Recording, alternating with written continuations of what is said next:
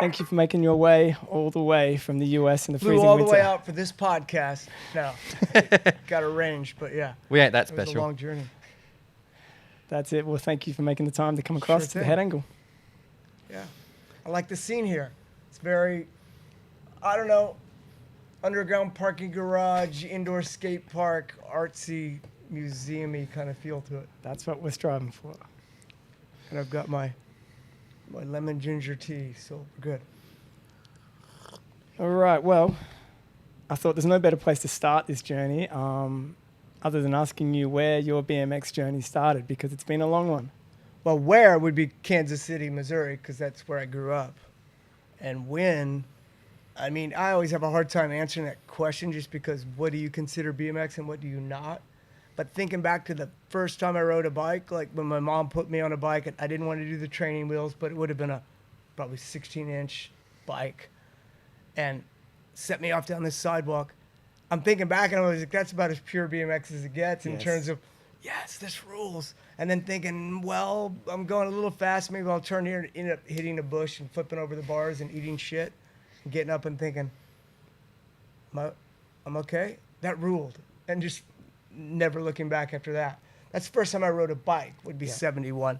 As far as what you would consider BMX, there were trails that people rode motocross in and cultivated weed back in the day with their machetes and, you know. And we rode our Kmart special coaster brake BMX bikes down Dead Man's Hill and all this other shit. So, you know, through the mid 70s, really into that. And by the late 70s, took over my life. You know, even before I bought a proper first real BMX bike, if you want to call it, a Webco. But prior to that, when I bought my last Kmart special bike, it was my mom agreed to pay for like half of it. If I paid for the other half, it was $50 at $25 each. And it was a Kmart bike. And I'm like, Mom, I'm not spending my life savings unless this thing passes the wheelie test. So she said, no, you can't do that in your test. So my mom's keeping guard to see if anybody's watching while I pick out the lightest bike. I wasn't going for any of the sort of hoopty, look like a motorcycle wannabe BMX bikes. I went for the one that made sense because it was light and did a big 70s, even though I never smoked pot, looked like a stoner, Yep. long hair, stoner stand-up wheelie down an aisle in Kmart while she kept guard and said, this is the one. So, yeah, I really like my yellow bike, and Nice. that got replaced by a Webco in 1980 that I bought off a good friend who also rode BMX, and he was further along than me in terms of his knowledge of bikes and things like that, guy named Mike Williams. And he convinced me that Webco was the best bike there was, and I believed him. And so that's why I was confused that he wanted to sell it, but by then I had saved up enough money to buy that. But he was buying a Super Goose. And when he got the Super Goose, he like let me ride it. And you know how dialed like a bike at that level is compared to my Webco had Astabula cranks, Astabula stem, coaster brake, heavy, you know, big thick chrome rims. And this Super Goose was like a whole different experience in terms of just how smooth it rode and how fast it went up the hill. This is no bullshit. This is almost an exact quote to what I would have told him at the time. I rode it up the hill into my yard where I had first rode it down and said, Mike, take it away from me. I don't want to be spoiled by this. I'll never be able to afford a Mongoose. I gave him this Mongoose back because I didn't want to spoil myself. It rode too good or whatever. So later, years later, getting a signature bike with Mongoose, it kind of like reflect back to that I had to hand my friend's bike back because I thought this is beyond what I can afford. Oh, yes. All right, so back in the 80s or 70s. Oh, but hey, Oh, go but on. I said that, and having bought his Webco in that summer of '80, by September of '80, I'd managed a way to earn a bunch more money and bought basically a $700 separate pieced out PK Ripper at the local bike shop. So I already had his Super Goose smoked Yes. by a PK Ripper with, you know, a plastic Haro lever that was too far down for me to even reach. Ah, yes. My mom going, Dennis, she's real supportive of me. Dennis, is this price right? It's like $14 for, of course, Mom, it should be more than that, you know. Plastic, lever that was overpriced, And but flexed, I I'm had sure. to have it. Yeah. So back then, there's no freestyle. So you're racing, obviously. You're just bumming around, yeah? Well, I started racing in the summer of 1980 on that Webco. And my first race, I think I had an easy gearing, and I was really athletic, like at school, like the fastest runner in my class and stuff like that. So, but it was a full-on like rubber band start. It didn't have a gate, you know. Your hands would get snapped. They'd pull like an elastic band across. Yeah. Riders ready? Psh, let it go. If you jump the gate, your hands get smacked. So that was the deterrent, if you will. But my very first race, like, I got the whole shot, and I'm going fast as shit. I had like 1.75 red snake belly tires, and get into the first. I think all the other racers had raced this course before, and it was like this hairpin first turn, and I cranked at it like there was no tomorrow, and then ended up washing out in the first turn. And I joked later in a magazine that every other person in the race ran over, and I think a couple turned around and ran over me again, because it was like so. I instantly kind of went into a little bit of tentative mode after that first race in terms of my approach to, like, you know, just racing in general. But that was never, racing was never my love. It was like, by that time we were already like riding our bikes all over the place. Shortly after that, I was organizing these all-day rides, like printing out flyers and putting them at bike shops, like meet at, I gave my home address where my parents lived behind this shopping center. And I mean, just a crew of like 30 punk kids show up, and we'd go ride to parts of the city that didn't really want us riding there, and just basically raise hell most of the day. And so that was riding to me. Yeah. Racing was like what you did on the weekends. And I recognized early on the industry behind racing of, like, you know, the different racing leagues, like money-making schemes of give the lower number to the person that gets the most points, but you have to go to the most races to accumulate those points. And once I realized, like, oh, my number got lower last year, but that dude that I usually beat went to 4 times as many races because his dad's putting him in the van as soon as it ends and going across town for the other one. I was just kind of like, that's kind of whack. So I did race I raced 80 through 84. And then finally decided after really getting into freestyle, really getting into flatland, having now met Bob Haro, and him gave me his card, said, call me. I'd like to talk about sponsoring you. We want guys from outside of Kansas City. All these things were happening in that summer of 84. And I'm like, why the hell do I want to take off my stadium tires and my front brake and all these things to go race this one race? I'm over this. So I just stopped. And Gotcha. And that ended until I went on like a trip with it was probably when we filmed what was going to be a Mongoose video, but it turned out being, you know, when Mongoose was there, he had full of really cool ideas, and had Dave Perrick come on board, and Brad from, you know, when he was working at Go still, to like take a road trip with me and Fuzzy, and Pete Carney was kind of one of the TMs, and we all went on this road trip from like LA down to Tijuana and then back up the coast all the way to San Francisco to do this road trip. And it was during that trip, I want to say it was during that trip, that I decided to race once with Fuzzy. But I was on my freestyle bike. Yes. So, and I just started realizing that was pretty fun, but I realized, you know, with 48 spoked wheels and all this other shit, I'm not doing quite as good as I could. So I had him send me one of his bikes, and got back into racing for this short stretch from like 90, hell, maybe just 91, 92. It might have been 90, 91, 92. Got a photo in Plus racing a local national. Just telling them how, like, Magoo, it's just cool as hell. The whole Mongoose thing early on was just like the best arrangement you could have. Sam Arlana was on the team. He was sort of our pseudo team manager. And I beat this guy, David Milham, who was like a really good amateur. Is he a GT guy? Yeah, No. I think he was. Yeah. But like, I had a really easy gearing, and it was my local track, and it was a muddy race. So I got a good start, and I just held people off and did well and placed ahead of him. And Magoo's like, hey, Sam, did you hear did you hear Dennis beat Mayhem? He goes, yeah, isn't that awesome? He goes, yeah, you've never beaten Mayhem, have you? Why the hell do I need you? Like I can just have them, like, you know, just jokingly threatening to get rid of Sam's job or whatever for that. But so I raced enough to make some money at a pro open thing, and then get on a gate with, like, I think Lankarovich was there. I know Lopes was there, and Mike King was there. It was a full-on Powerhouse gate. And at the time, I was still, even though I just thought I had a really good snap, I was a notorious gate jumper. Riders ready, what? And somebody got a photo from that race like that, and I don't have a copy or even, but I just remember somebody saying, I got a photo of you with the whole shot against all these top pros, but by the first corner I was passed, and then, like, Lopes and Mike King are trying to make fun of me about, like, hey, you know, out in front. So I ended up putting my leg out and unintentionally just dicking around, but foot went into Lopes' forks and flipped him over the bars.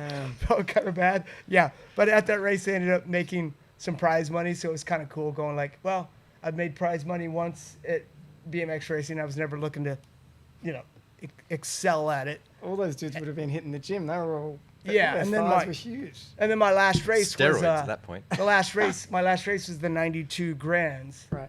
I won the King of Dirt the night before, and that's the only reason I'm ever. Snakebite just put up a post of me, and then of me riding, like, this hideous jersey doing some flatland links, Right. like really neon Mongoose oversized jersey, and I never, after. You know, I look back at the stuff from the Haro days jersey. It's kind of cool. You wore your team stuff in demos, and you were kind of stoked on it. But once we, 87-ish, started phasing out of that, and by 88, just, you know, wearing whatever you wanted, never thought I'd go back. And I still feel like I hadn't gone back. But for that race, it seemed like it made sense. Wear it for a race. Wear it for the King of Dirt. And the higher-ups at Mongoose saw me win the King of Dirt in that jersey, and then just sort of strongly encouraged me to please wear it at contests from now on. You shot yourself in the foot wore with it that for one. 2 BS comps, and then I was just like, dude, I'm not doing this anymore. Like, just not gonna wear it. Just kind of threw it out there, like, waiting for them to say, well, you have to or something. And I was just like, not gonna wear it. And I never wore it again. But it's, yeah. At that race though, I win the King of Dirt, and then the next day I'm racing the race, and Magoo's out in the crowd watching. You know, Magoo's notorious, like, funny guy and heckler and shit. And we were good, you know, he was the guy that got me on Mongoose, and we were friends. But I'm over there, and over in lane 7, this year's King of Dirt champion. Let's hear for the riders ready. What? Flip the gate. Next moto, flip the gate. I mean, I get in my bike up, like, trying to just catch up with people, and Magoo's heckling me from the stands, going, way to represent the brand, Dennis, way to represent the brand. Like, I win the King of Dirt the day before, but now he's shit-talking because I'm flipping the gate. They raised the gate. That was the first time they raised the gate twice the height. So if you did have a really good snap and maybe time it to get over the top a little bit early, you flipped it.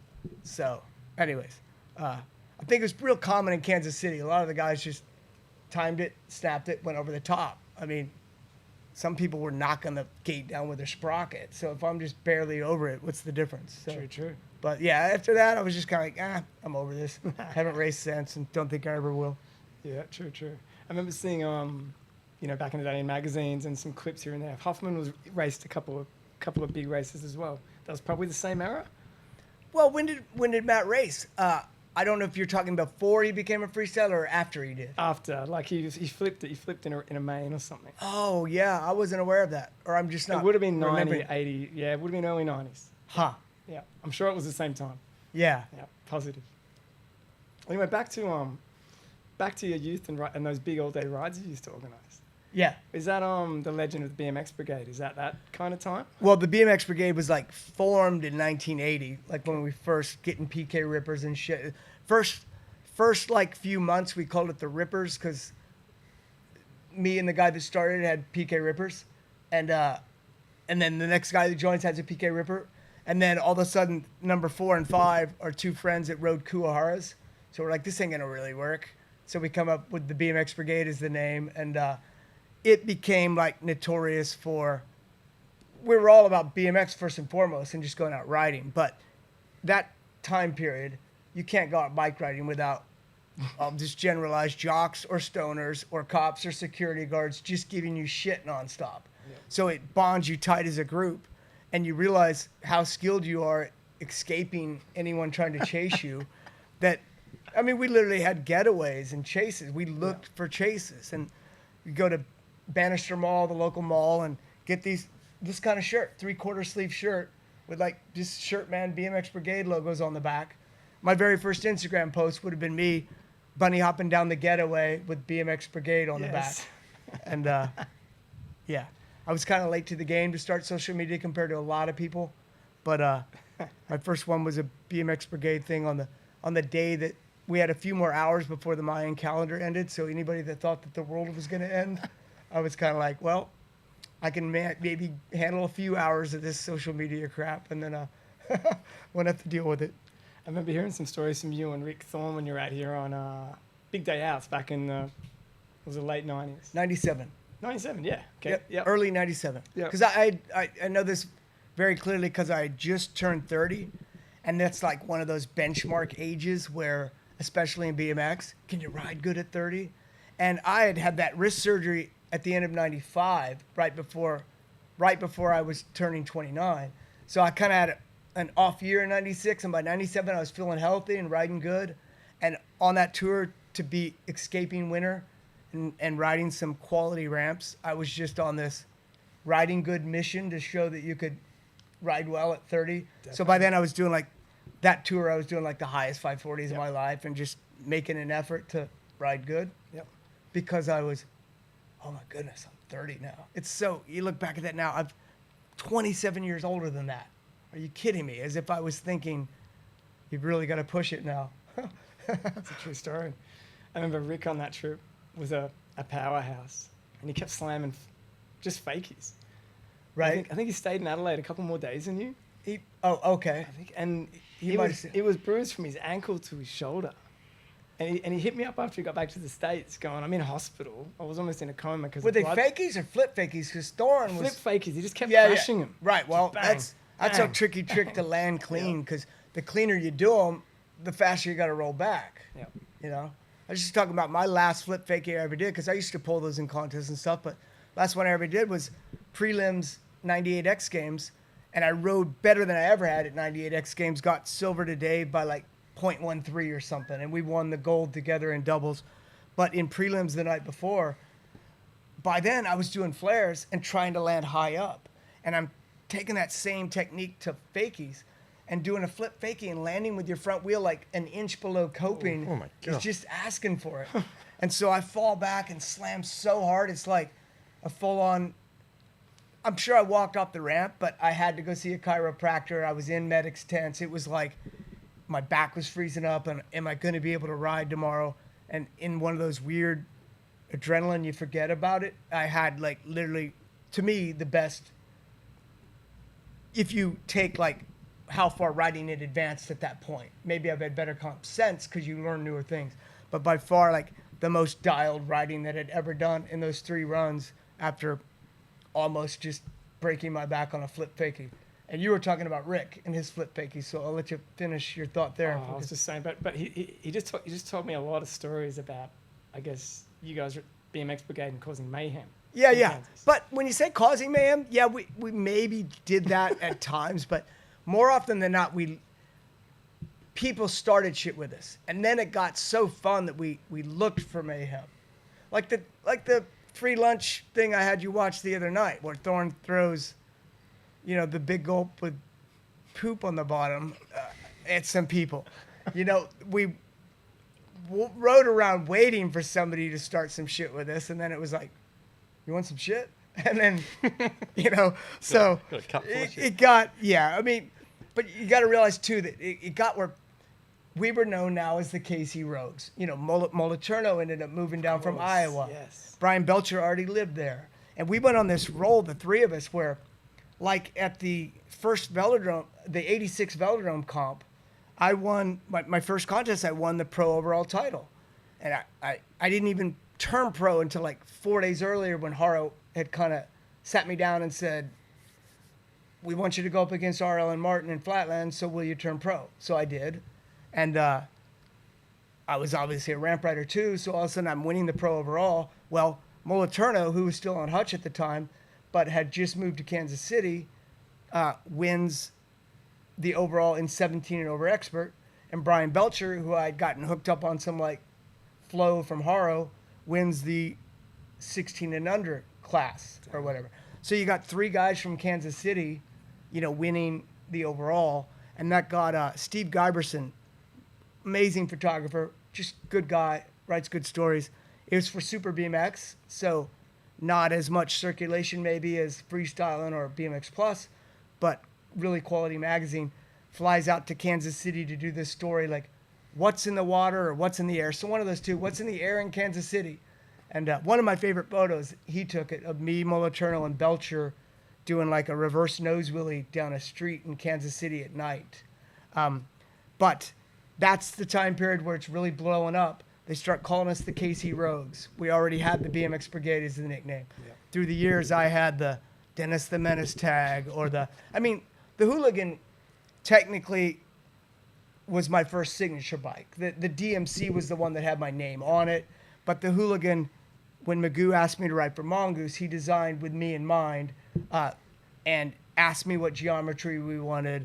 And I insisted that, like, look, the bash guard thing, I can't scuff my dump trucks as good. I don't really like the extra weight. So he came up with a really ingenious, like, removable bash guard design. Yeah. He did an amazing job on this thing. We were just pointing out, some people wanted me to sign a DMC yesterday, and I'm like, oh, we have the ovalized tubing. Magoo had it like ovalized vertically at the head tube and horizontally down there. Makes for a good place to sign. Graphics, yeah. Yeah, but it also stronger. And so there was a lot that went into the design of that. So the Hooligan, being that I had the reputation of a rogue, aka hooligan, menace. And then after I left Mongoose for years, and then they kind of went selling every single bike they could in Walmarts and anywhere else, I had to see all these names that were offshoots of the menace, the villain. It was just about how we rode our bikes in KC. Love it. As like the names of all their bikes, and they're still selling in those places. So anybody want to kick back a royalty to the BMX Brigade? We still want to ride. We still want to buy that bus we were going to buy in the 80s to take a road trip to California. It was really cool, like growing up on these magazines and seeing you come up and Moliterno and this crew from the middle of America. Right. You weren't California and you weren't East Coast. Yeah. And that was really cool for us here, or for me in Australia, because it was like, oh, look, you don't have to be in California to get somewhere in BMX. Like, you can do it from anywhere. It's good to hear you say that. And when I first met Bob, I'd seen Bob ride a demo in '83 in Kansas City. Didn't speak to him or meet him. In '84, when I met him, and realized for that demo, we made the decision to ride like out to it. I remember pulling into Belcher, lived in the projects, kind of a gnarly neighborhood, but Belcher, let's go, we're running late. And this long stretch of freeway, like 3 miles, that's this long uphill.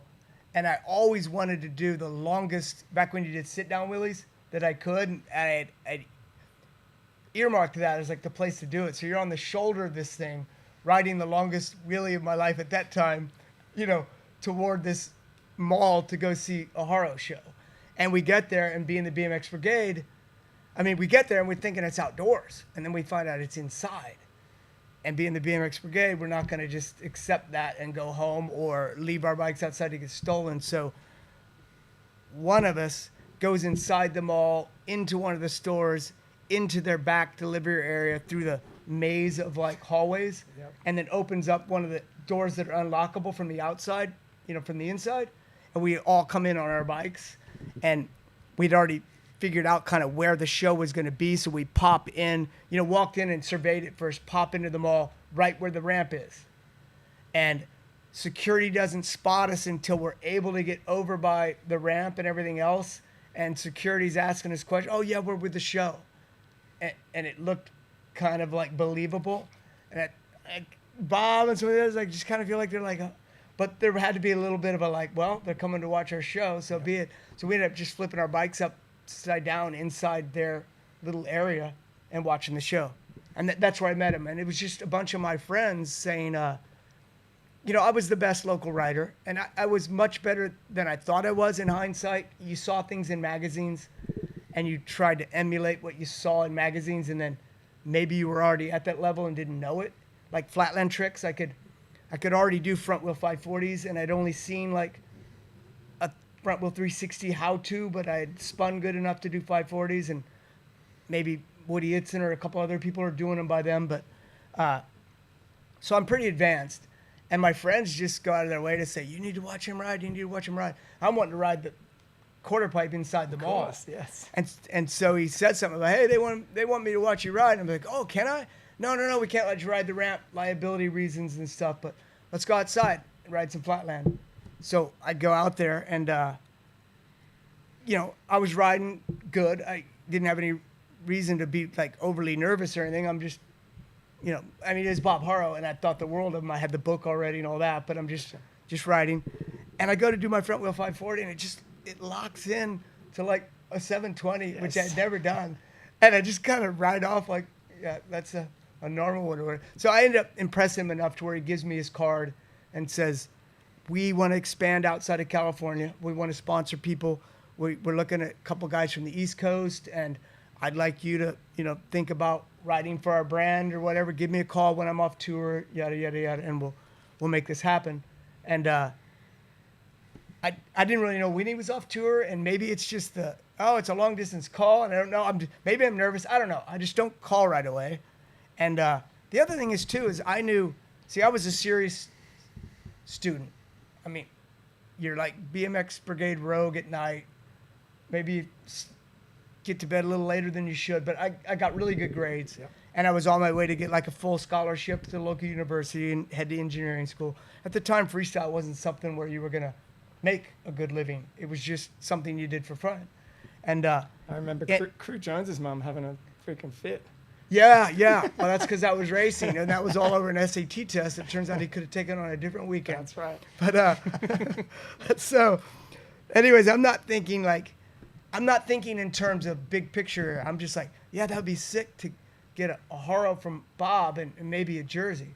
But it's not life-changing to me because there aren't freestyle contests yet, except for the King of the Skate Park ones. And that they'd held maybe one little thing at Venice Beach with a ramp and flat thing, you know? Maybe another one at Huntington Beach too. So I was aware something was going on, but there wasn't like nationwide opportunities for freestyle yet. It was just this thing.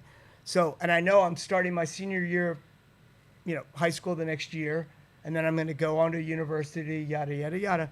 So I just don't call him, say, September when maybe their tour ended. But I was still planning to race one more time. This is 84, when I'd kind of given it up in the summer. But I liked going to the Grands, and I wanted to go race at the Grands again. But my bike was now a Haro because I won one from a BMX action photo contest. Damn. I got third place. My friend and he shot the photo. I was in it. We both got our choice, Haro Sport, Haro Master. He got a Haro Sport. I got a Haro Master. I still don't know if that was the one I built up or if I sold that to a friend. It's so, you look back now, if you're into collecting things, and I'm really not, but that would be something cool to have. The Haro you got from BMX Action Magazine or whatever.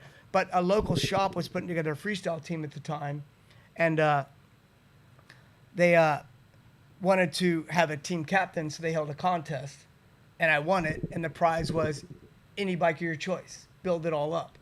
And the GT that I had been riding, I went from a hutch to like a GT race bike. I just liked the short back end and the manual good and stuff. Got stolen. Got stolen in the projects. The date. I actually know the date, like not by heart, but it's like July 3rd, 4th, something like that. 84, because it was the day that the Jackson 5 were kicking off their reunion tour. They're like victory, because I had to stay with my friend in the projects, like really like gnarly projects and shit, because my bike had got stolen from outside the projects. And I wake up to his mom, like doing her hair in the mirror, singing a song about how one of the Jackson brothers, Tito maybe, one of the Jackson brothers, like that she's dolling up to see him. It was such an awesome experience.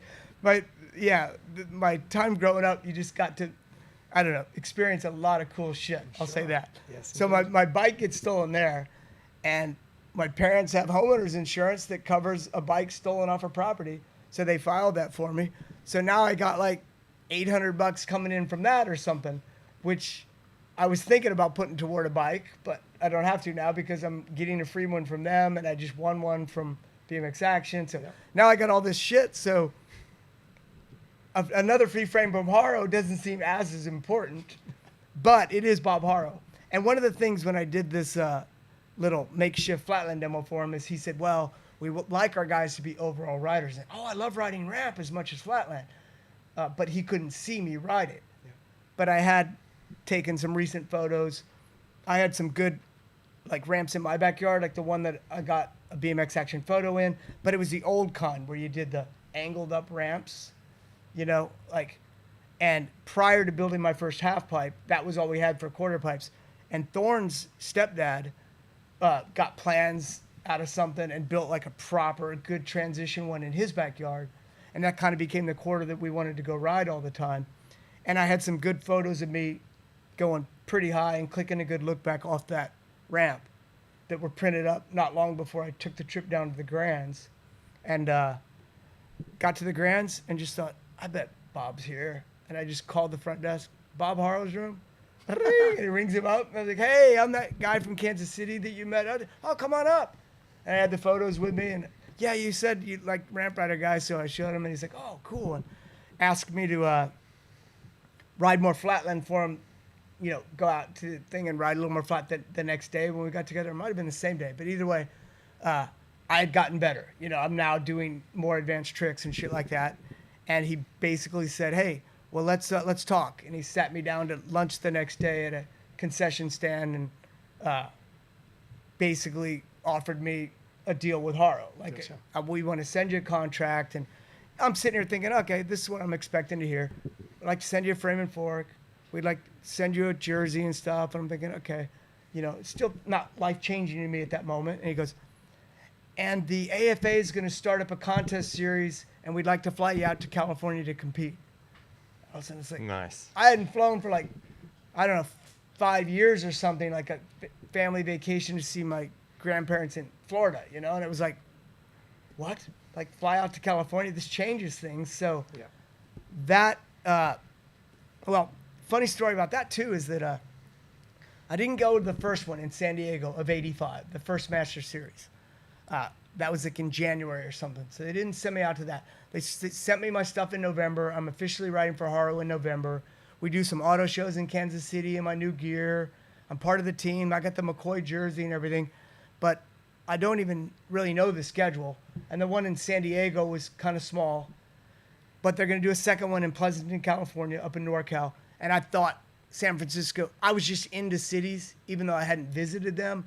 New York, skyscrapers, San Francisco, the whole, and then I had seen the magazines with the curb dog scene. And I'm like, this is like BMX Brigade West Coast. I got to meet these dudes, So I was really into the idea of going to that contest. And Bob said, we want to send you to Pleasanton. And as it got a couple weeks out, he calls me and says, hey, Dennis, I got some bad news. And I'm like, huh? And he's like, well, we're not going to be able to send you to that contest. I was like, oh, really? Well, the magazines were going to cover it, but they pulled out now, and we'd rather spend the money to send you to Venice Beach. That one's going to have all the magazines there and stuff like that. And I said, oh, well, I'm disappointed. I'm like Dave Mirra when he comes up to me in '88 and realizes that I had left Haro, the crying voice. You're still my favorite rider, even though you're Haro. This is he's so cute. I was 21 and he was 13 at the time still. But I'm doing that crying voice to Bob to an extent like, oh, really, man? Well, bummer. Well, just know, Bob, I was already going to go to Venice Beach on my own. Like, even if I wasn't riding for Haro, I was, last year I did a driver's ed project for a road trip from Kansas City to Venice Beach to California. And we're going to drive, I had a hand-me-down car, the Feather Duster, the notorious Feather Duster from my parents.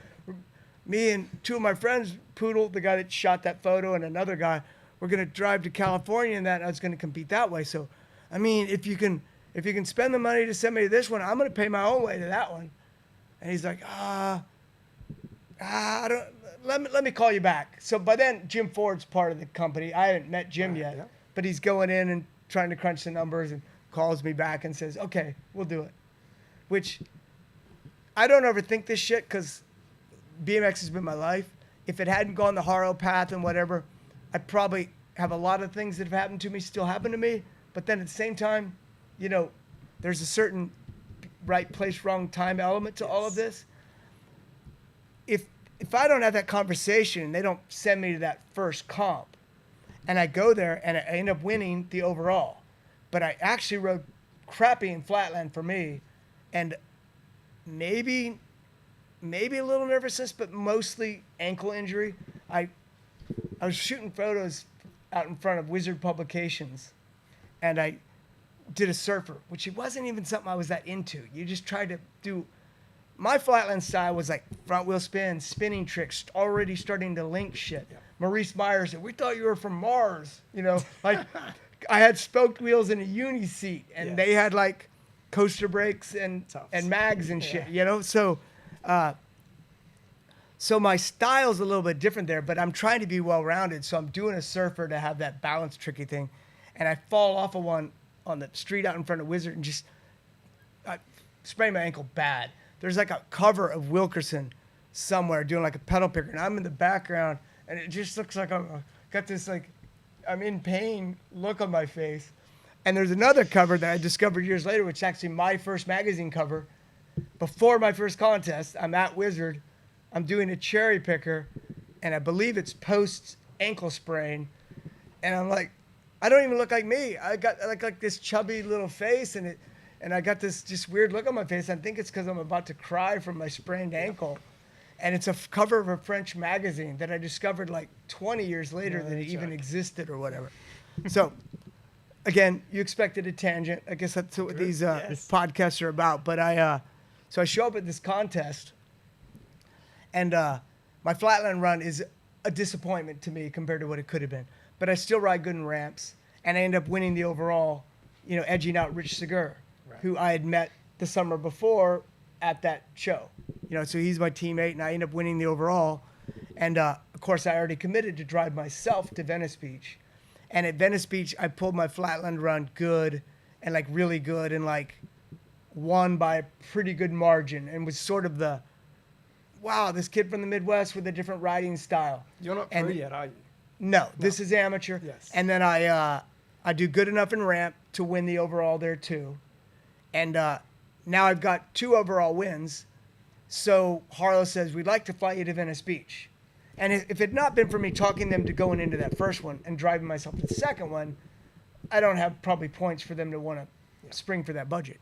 But they fly me to Venice Beach, and I win flatland there, and I win the overall and placed a little higher in ramp than I had. And that's when they decided, like, well, look, you're leading the series for the amateur title, and Ron's leading the series for the pro title for the overall. So we're going to send you and Ron out to Manchester, you know, like a cross-country flight. Manchester, New Hampshire, the first one on the East Coast that's going to be out there. So I don't feel like Nori went, or I bet Blyther did, because Blyther was, who wouldn't send Blyther? Blyther's a man, you know. But it wasn't a whole team effort at that one. It was some of us. And I remember being really into that trip, too. I'm on a white master, and one of the comps is on my birthday. So it's on the my last amateur comp is on my 19th birthday. Right. I'm out there for that, but it's Ron's flight gets delayed, so I have to kill 10 hours at night in Boston. And I'm in Logan Airport, so I go in and put my bike together, and I'm like, there's got to be somewhere to ride around here. It's pretty gnarly, like Boston neighborhoods, but it's cold as shit, and I'm just out street riding through Boston, shivering. But I'm like, you know, I'm in college at the time, so I'm missing some of my, this is probably it's about to be break, but I'm a serious student already, so it's like, instead of that physics test, I get to be out here riding Boston, grabbing a slice of pizza at some place in the middle of the night, waiting for Wilkerson to get in town. Yeah. So all of that happens, and then I, because I was leading those things, they sent me out to there. I ended up winning flatland there. And that one meant a little more to me just simply because it was more competitive. On the East Coast, they did 14 and over expert. Right. So flatlanders that I thought were really good riders like Jason Parks, now I'm competing against him. Brett Hernandez, now I'm competing against him. And it was also the first time I'd competed against Moliterno. We'd already talked on the phone some just because he was from Des Moines and I was from Kansas City, but he was there as well. So Diz Hicks, Eddie Roman. So winning that comp with like, I don't know, a ridiculous amount, like 70 riders or something, felt like a bigger deal than riding Pleasanton where maybe 10 people signed up or something. Yeah. So that was a cool experience. But I was telling Mick this recently too. People talk about me having a really good memory, and I do have a great memory. Sometimes I suck with names, so if I meet somebody again and I don't know your name, don't take it personal. I got to get better at that. We're going back to the memory I remember thing. Music really good. Oh, yeah. I remembered him being the guy that... I was like, hey, this is the guy that ran into me at Five Dock. Landed. But my first visit to Five Dock, 2013 Vans Warped Tour, and I go there to ride. I want to explore this place, and I'm riding. Ben Pickett's there, and I want to GoPro sequence of Ben Pickett doing a turn down over the channel, and I'm getting down low to get the good angle and shit. And No. This motherfucker jumps. Hey, in my defense, no, you didn't announce you were climbing into the bowl and you were crouching at the bottom of the spine. All of a sudden, I'm like, I'm there doing still got like 10 days of demos to do, and somebody fucking plows into my back. I think like, mid-air I yell out, Dennis! And then thinking, have I just ended Dennis McCoy's career by plowing into his back? Yeah. You know, but then again, you cop Dave Mirra's rear tire to your back on the vert doubles. You foo-fanooed your... Yeah, exactly. But so you could take a front wheel from me jumping. So I was telling him, and then I'll move on from this topic because I've gone off enough of a tangent to, any list you want to get to. My voice will be shot or it'll be past midnight by the time we get to that stuff. But hey, I can always use this as an excuse to come to Australia again and break this into two parts if we have to. That's it. But anyway, so I'm at that comp. And I was mentioning to him this song that's in my shuffle. It came on. I'm like, oh, hell yeah, it's Diz Hicks. And he's like, huh? And I'm like, I remember a lot about what people rode to at contests. It's particularly pro cups. Like, I was the DJ for those. I was the guy that decided, like, we need Minor Threat and Slayer and all this shit in. And then I went out of my way to ask people, what do you want, you know? Chris Fox, hey, likes this Doors song. Hey, you know, Tyler Fernangle likes this song by David Bowie. So they become, like, normal parts and shit. I remember asking Dylan Lewis, and he had some song he wanted that I ended up playing for him. It was a little harder to find, but he's like, "What's that song in practice that you were playing?" That and now I'm waiting. It's Little Friend by Minor Threat. Yes. So I was just like, "All right, there's my excuse to play this every comp." Yep. When Dylan Lewis drops in, but I don't normally put music to my Instagram photo posts, but I did it the last couple, and I posted this photo of me riding Sydney Park yesterday, and I set it to that song because I only knew about Sydney Park from seeing Dylan Lewis clips. Yes, of course. And he rides my direction, so I'm like, oh, that line might work. And actually, a lot of the run that I had screen recorded that I wanted to duplicate did work for me. This hip to a pretty good size air, but he does his transfer off that round like volcano thing that's like. I knew I wasn't probably going to make it, but I didn't think I was going to be like not even figuring out where to take off. I pretty much just... Yeah, I didn't get close. Mick tried it too. I didn't get halfway. Yeah. So anyways, but I segued off talking about music, and then I went to Pro Cup music, but, you know, I remember when we were on the Japan tour, like Anderson, like in this band that I'd never heard, Wolf Mother. And I'm like, what's this? And so I decided when he's riding one time to put Gypsy Caravan in, and it kind of became like the Pro Cup Van Doren Invitational, which became Pro Cup's like theme song, Gypsy Caravan. And, you know, so anyways, a lot of this stuff I have up in my iPod Shuffle now. So when I'm doing sessions, I get in this like, when that song, Gypsy Caravan, or the Victorious song by them comes on, because I played that for Anderson's run when he won the Huntington Beach comp, and he was just tearing it up to that song, and I can see these things in my head. Yeah. When those come on, I feel like, well, I'm not leaving the park now. This is Anderson shit. I'm wearing his shoes right now. And I feel the need to like step my game up a little to not like let myself down or, you know, whatever.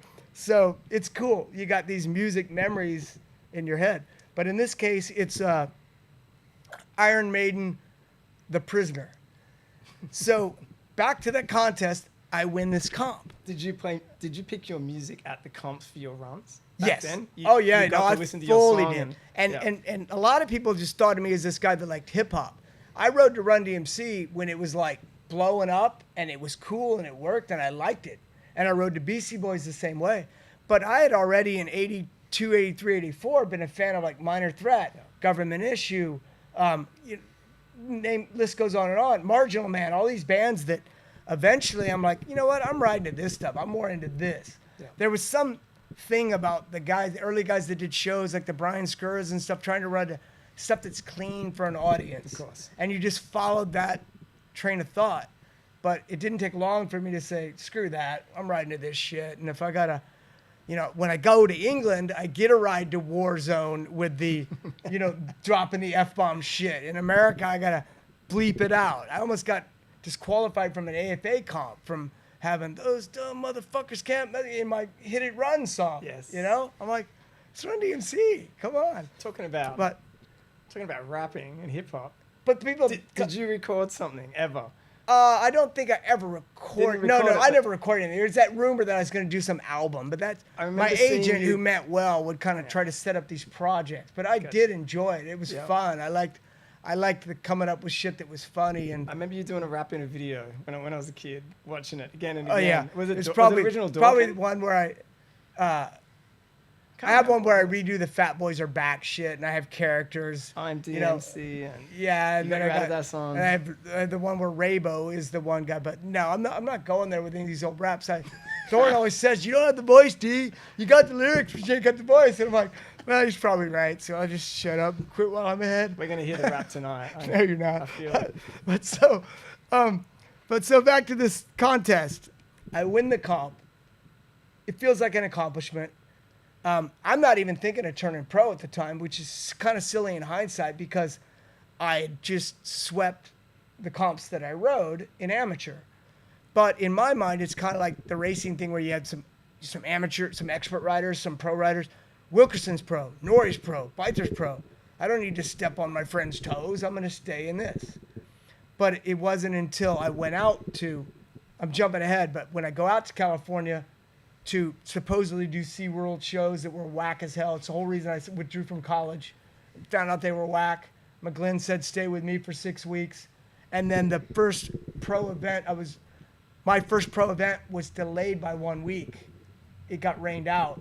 And because it got rained out, Haro felt comfortable. Like Ron was up doing shows in Oregon or something, and they called me in to say, we'd like you to turn pro.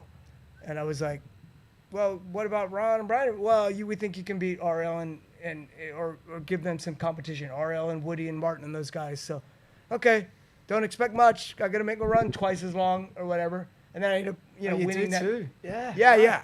And so that was a crazy year for me, 1986. I mean, it was like I turned pro on the request of Haro. I mean, I would have eventually, but I guess I wasn't in a rush and they thought it made sense, so I did. But backing up, my last amateur comp, I win that thing, and it felt like an accomplishment with the competitive field that was there. But there was like just the judges and like 15 people in the crowd by the time it went, because we didn't go until about midnight. There was twice as many people at the Manchester, New Hampshire comp, 3 times as many entered as anything on the West Coast that I had competed in. So it took all day. And I win, but Eddie Roman and Diz Hicks tie for second. And the promoter comes over and says, hey, the judges already left. We're going to have you guys do the runoff tomorrow before the wrestle. You got to do the runoff tomorrow before the pros, right? So they're doing the runoff before the pros. And I don't want to sound petty, but I was just this little bit jealous because back then riding flatland was about showing off your tricks, And the house is packed to see the pro flatlanders and the pro ramp riders. Tons of East Coast people, many that I learned to like hang out with and became friends with. They're in the crowd getting all rowdy. And Eddie Roman and Diz Hicks get to do a runoff for second place to this big crowd that I'd already won the comp. But it was awesome to watch it. Eddie Roman like bunny hopped up on the judge's table and ended up like slipping and ripping a banner off of it. But Diz Hicks riding to Iron Maiden, The Prisoner. Yep. I am not a number. I am a free man. And he's doing one of those high-speed Diz slider In a rollbacks. uniform. Yeah, and it was just awesome. It was like entertainment. It was dope. And I get that memory of that. And whenever it comes on in my helmet shuffle, I think of Diz. I have memories of people because of music, or even maybe because of food. Certain people. Every time I eat broccoli a lot now. I think of Kevin Robinson, because when we toured together, he's like, big ass chunk of broccoli in front of him all the time. Yeah. But when it comes to music, if I hear like Rainbow in the Dark by Dio, I remember Carl Roth kicking ass at. Yeah. It was an amateur run, but Alabama, Dothan, Alabama AFA comp to that run. It was just, he just had it dialed. It was dope. No, videos like out here. Video up, parts. growing up, I was never sure if I liked the music or the part better. Right. And you remember it like that. I'm sure the same time way. Well, I think BMX videos have Defined shaped it. most of our music tastes. Of course. You know, like I would walk into a record store and go, yeah, I heard this song in a video and it sounds like this, and I'd try and sing it to the dude in the record store, and he'd go and find a record or a CD for me. Yeah. It was nuts. Shit, that reminds me of being in New York City on the Lower East Side, to buy some New York hardcore and some kind of like really like 2 levels down hole in the wall thing, because I was really into New York hardcore. And I've been able to meet people like Mike Judge from Judge. Right. I went and did this Fun Fest thing in Austin in like 2012. And I see this dude down in the lobby wear a Judge jacket, looks strong, bouncery type. And I said, hey, are you with the Judge crew? And he's like, oh, I'm Mike Judge. I was like, no shit. And I'm telling him how, dude, I rode to New York crew in Wayne, New Jersey in '88, one of my favorite runs. And he's like, 88, like that 7, he's like, I said, yeah, I bought the 7-inch in this place. But I remember going down into that place in New York, and it was just the coolest little thing. And I'm this, by no means rich, but I have a lot of money to spend from prize money, and, still live, by then I'm living with my, wife now, girlfriend at the time. And, but I've got plenty of spare money to blow on a bunch of their albums. And this looks like the type of place that really needs the money to stay in business. I leave there with like 20 albums. 3 of them I probably have ever even played. I'm like, why'd I buy this thing? Just because it had a song called Half Pipe on it. It's Mick Rad or some shit. I could probably make some money off of it now. But I'm in there and I'm just hearing something. And I'm like, what is this? And it was Side by Side. And I already had like Warzone's Don't Forget the Struggle, Don't Forget the Street. I'd ridden to it over in England, And, but I'm hearing this Side by Side shit. I'm like, wow, that is dope. And, I ended up getting that 7-inch and some other stuff there. It's kind of off topic for the riding part of it, but it's like just a very cool experience to me. And then knowing that I got these kind of, I don't know, they could be first pressing type 7 inches of cool stuff because I was into it enough to go buy it. Yep. But then I burned that on a disc, on a tape, on a cassette tape, and ride to it in Wayne, New Jersey in front of a New York crowd when it's still like just on an EP, new kind of shit.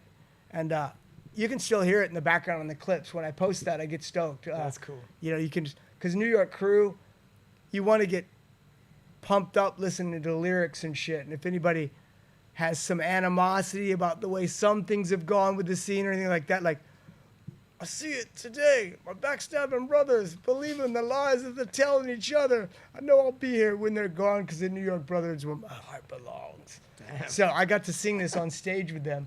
They, we became friends at that.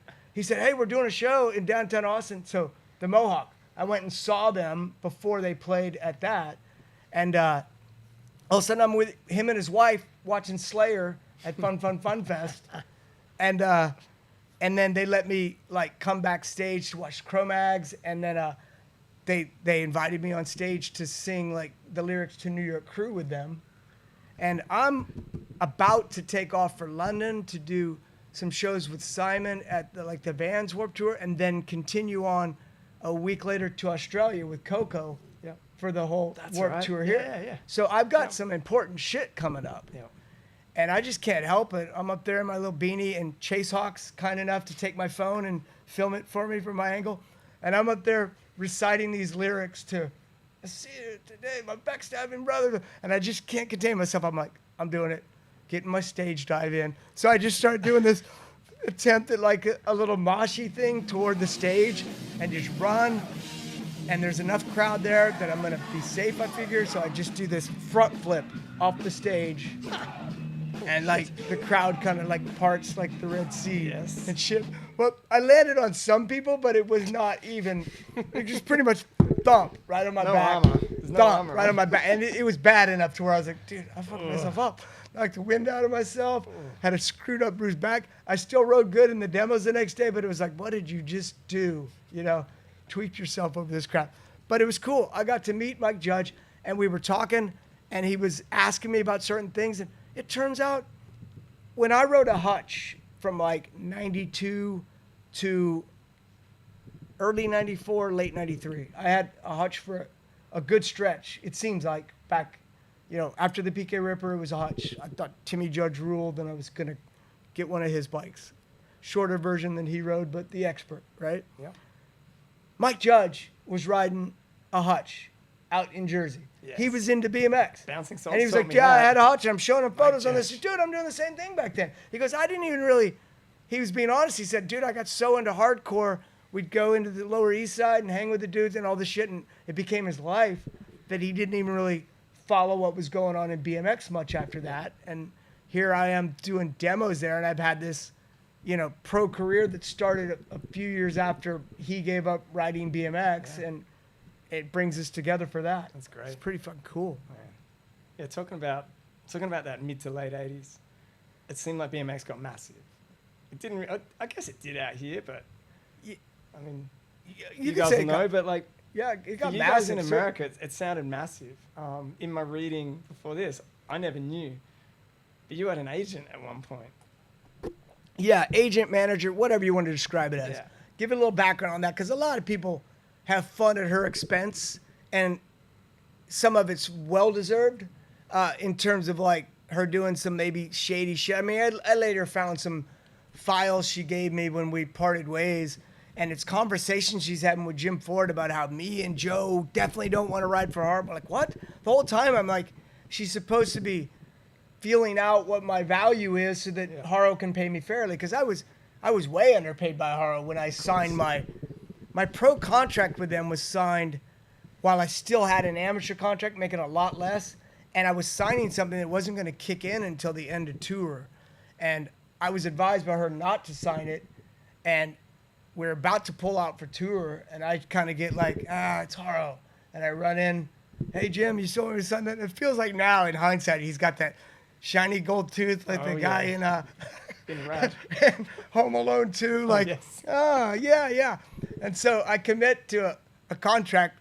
I'm not even going to go into the details of the amounts that I made and other writers were making, but I later find out, like, my agent lady, Mickey, says, I'm glad you didn't sign that contract because Diamondback's offering you, and it was a sum that, doing the quick math in my head, I don't know, maybe 6 times more than what I was going to be making from Haro. And it's kind of like, oh, well, yeah, I did sign that thing, you know. So I'm the biggest name in the sport all of a sudden, like at the end of 86 and 87. I win the Nora Cup. I win the BMX Plus Rider of the Year. So 86 and 87, my highest earning years on Haro back then before Joe and I make the decision to move on, I'm making like a fraction of what the other guys are. Right. But I live in the Midwest. I only spending money on albums in Lower East Side record stores and some in Kansas City. We do this Dannon tour that pays like $8,000. We got the Haro tour that pays money here and there. I'm 88, I make like $15,000 prize money, which sounds like a joke to people now, but that was like when you get $400 for a win. You got to go to a lot of cons to make that happen. So by the time it's all done, I end up buying a house without taking out a mortgage in 1987. And that So- was better than if you'd And I finished- won the truck, and too. finished college and had a job. Yeah, and I won the Getting free paid. truck too. So I'm not one to go, man, I got screwed on those early contracts, and I did. But in the end, I'd have stayed hungry anyway. But if it made me a little hungrier, like, damn, all of a sudden the industry's in the shitter, and I blew my chance to get the big contract. So Haro's offering me a very legitimate deal, much bigger than when the one I shouldn't have signed expires, and then my agent had some things going on that she was working out, and in the end, I don't like hearing about the dealings of it. But going way back to when you first said it, you said you had an agent back in the day. Where were we on that conversation? I was about to explain how I met her. Yeah. I found out about her through Eddie Fiola, There you go. who I thought was awesome. Like Eddie Fiola and Wilkerson, back in those pre-sponsored days, were the guys I thought, these dudes do both. And they're pretty I do both. Beers-minded too, aren't they? He's got style. He's got style. I liked their writing. And so even though by now I'm sponsored and I'm even pro, when Eddie Fiola calls you up and says, hey, Dennis, I got an opportunity for you.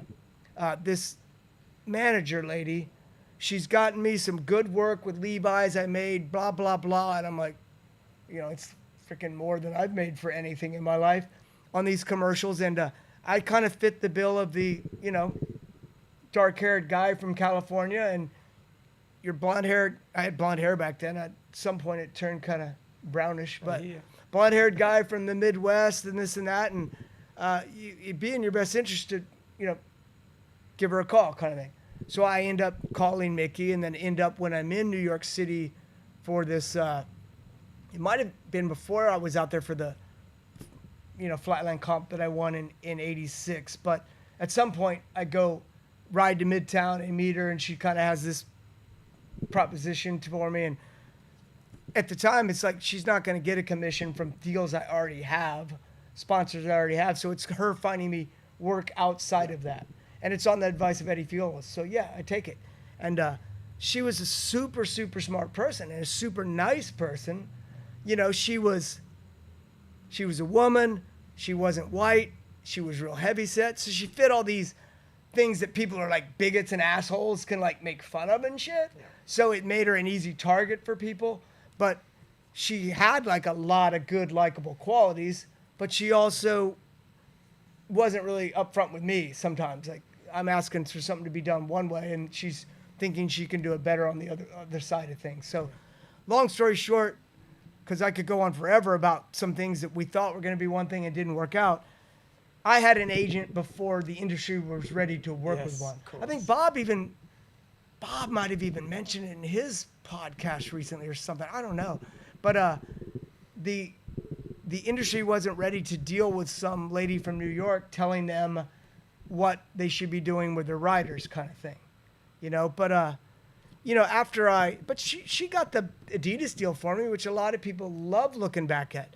I grew up buying my own vans. The first money I put in the bank, apart from allowances and mowing yards, was when Fast Times at Ridgemont High blew up. Yes. Spicoli. Yeah, we were already wearing them.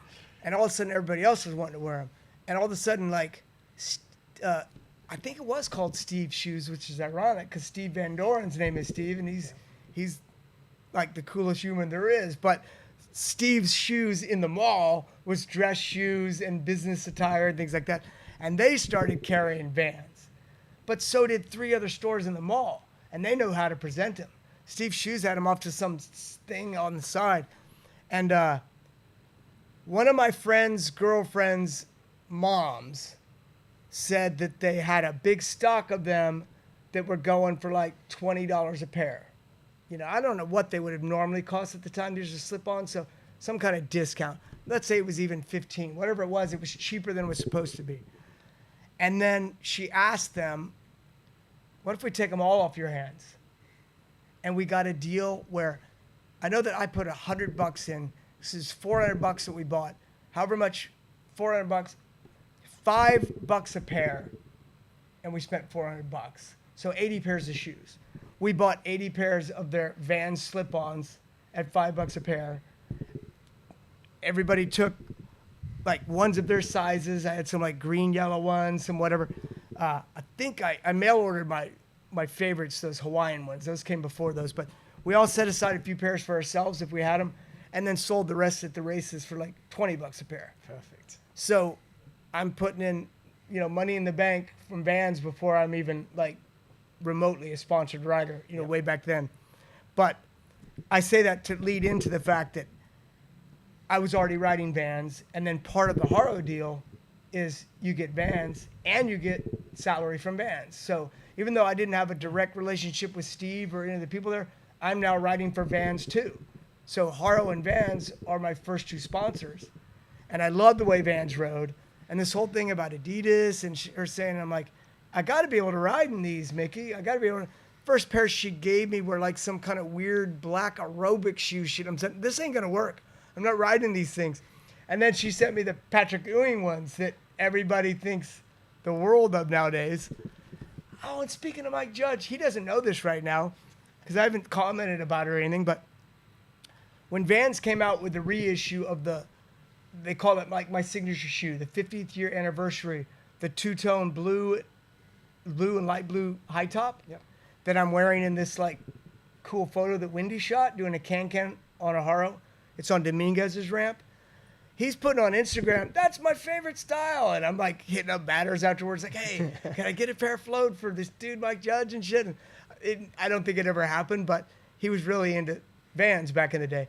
I saw a recent post of him, and he looks like a little kid, and he's pointing out how much younger he looks than the other guys, and he's like, in my Ewings. And he's got the Patrick Ewings on, the exact ones that, like, I was wearing when I first got on Adidas that everybody seems to be in love with.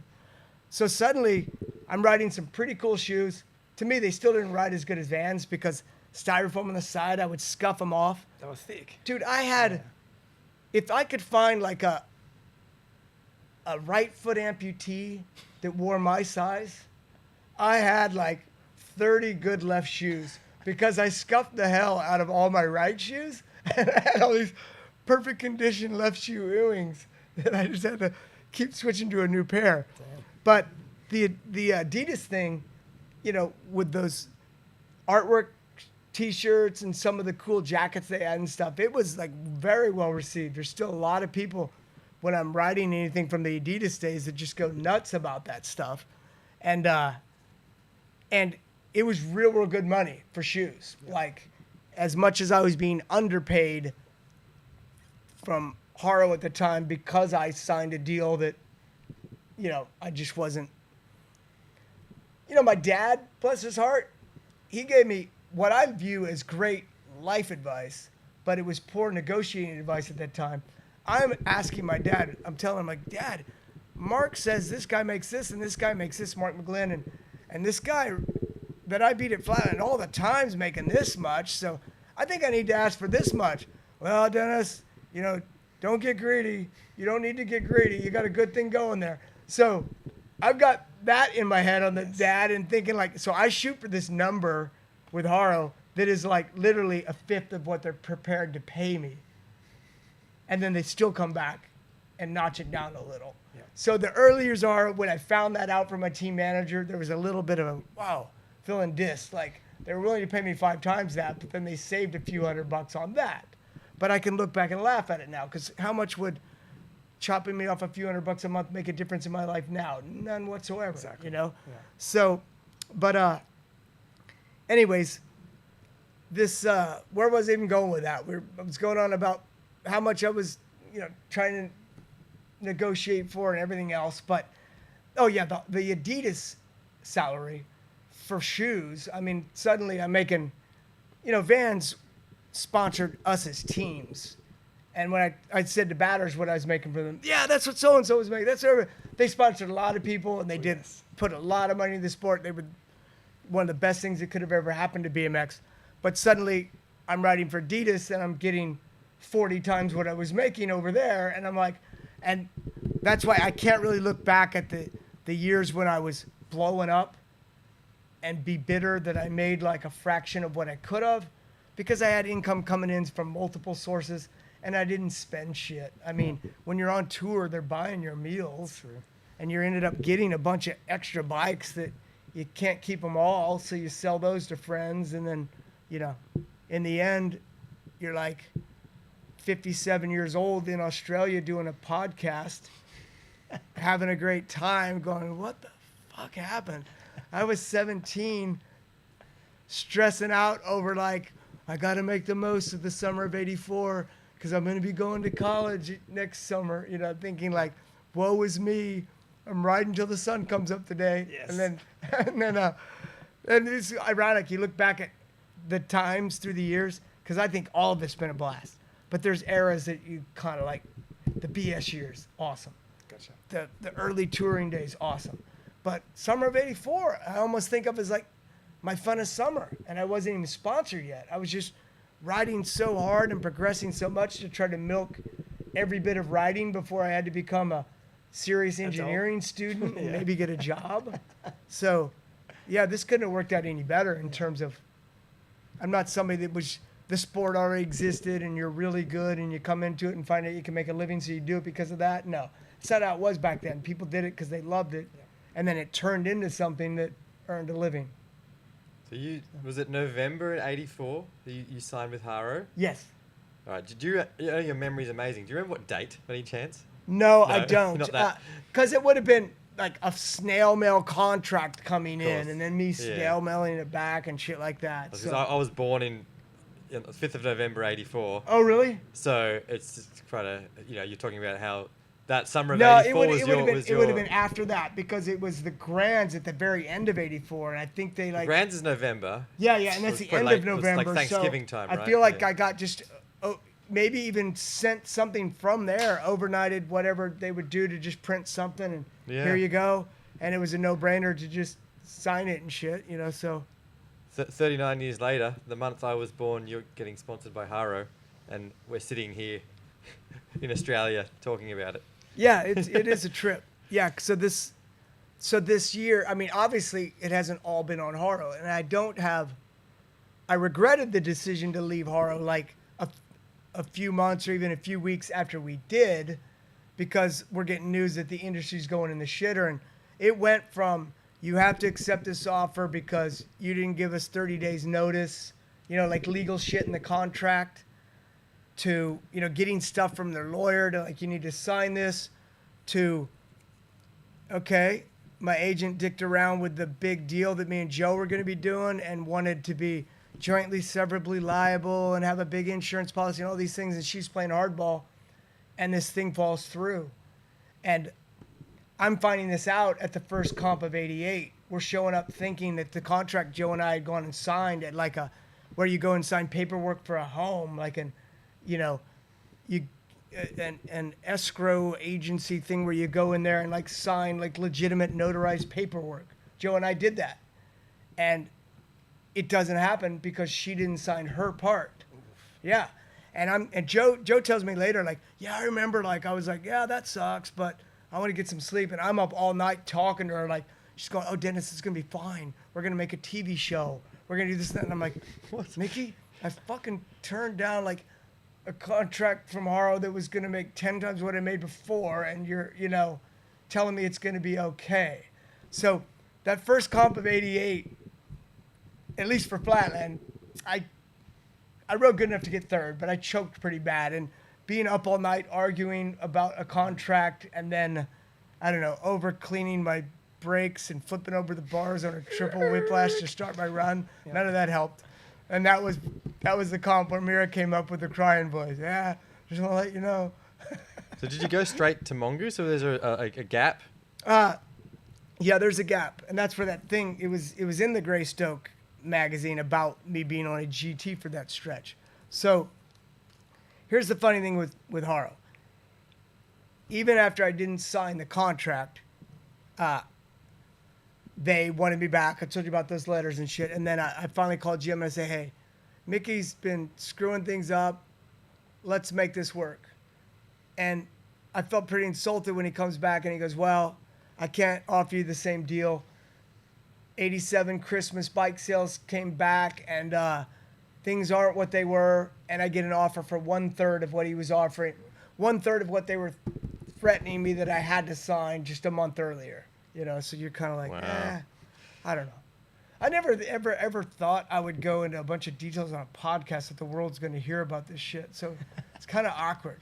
But now that I'm already this far in, Might as well.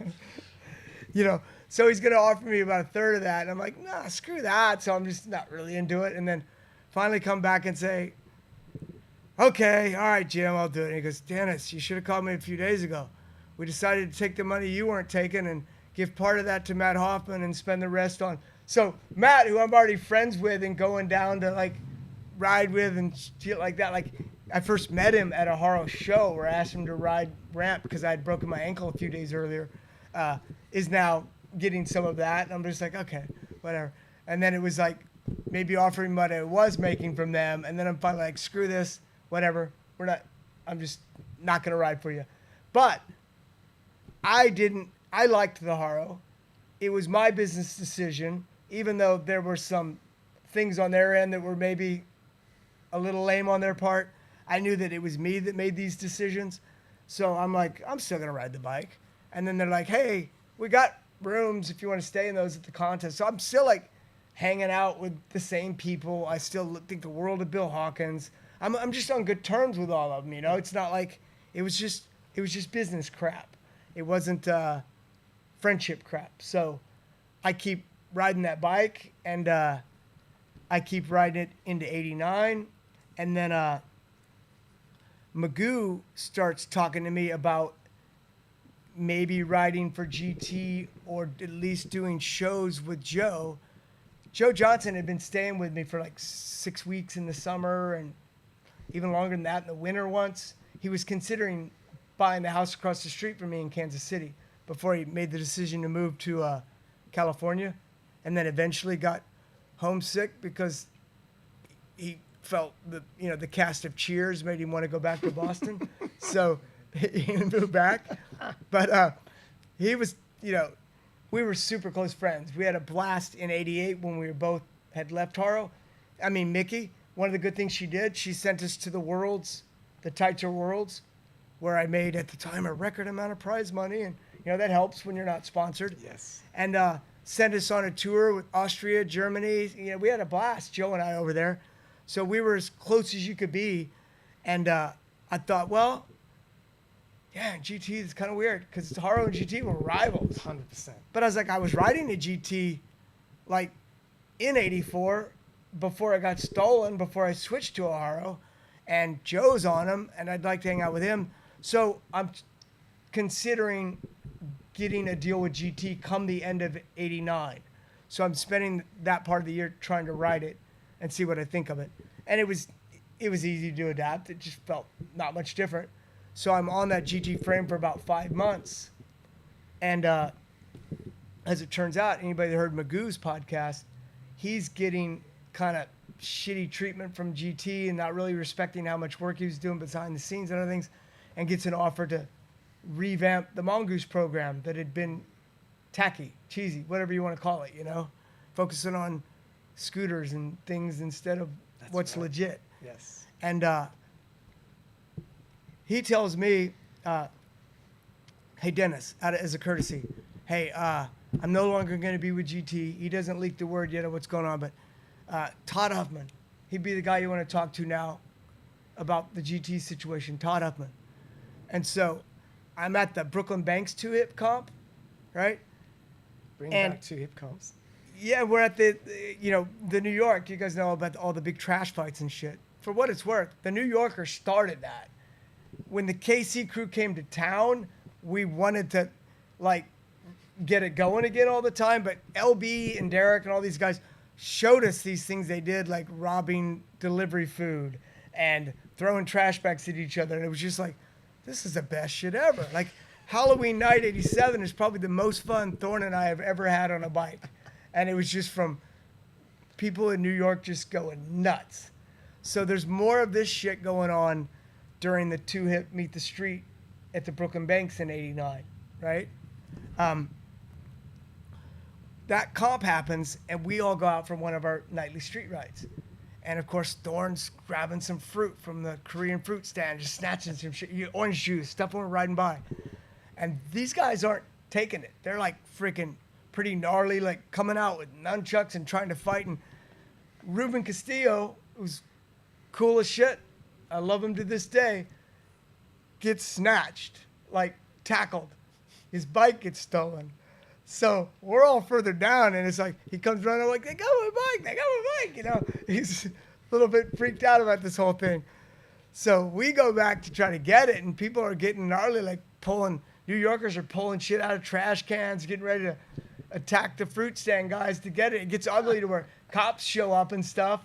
And eventually we get the bike retrieved for Ruben. But it's, I feel like he almost went all the way back to the Brooklyn banks, but it might have taken a couple of hours, but he eventually gets the bike back. He was on dyno back then, But, I guess. Yeah, he was on Yeah. dyno, Yeah. and which is Todd Huffman's thing. Yes, Yeah, of course, yeah. So we're at the banks the next day, and everyone knows about the story. And because I'm the biggest name, and I've got the roguing reputation, it's as if Dennis did this roguey street ride that got Ruben's bike stolen, even though it was Thorne that snatched the orange juice and all these other people involved. But I go up to Todd and I'm just like, hey, Todd, hey, how's it going? Hey, Dennis, hey. And I've been,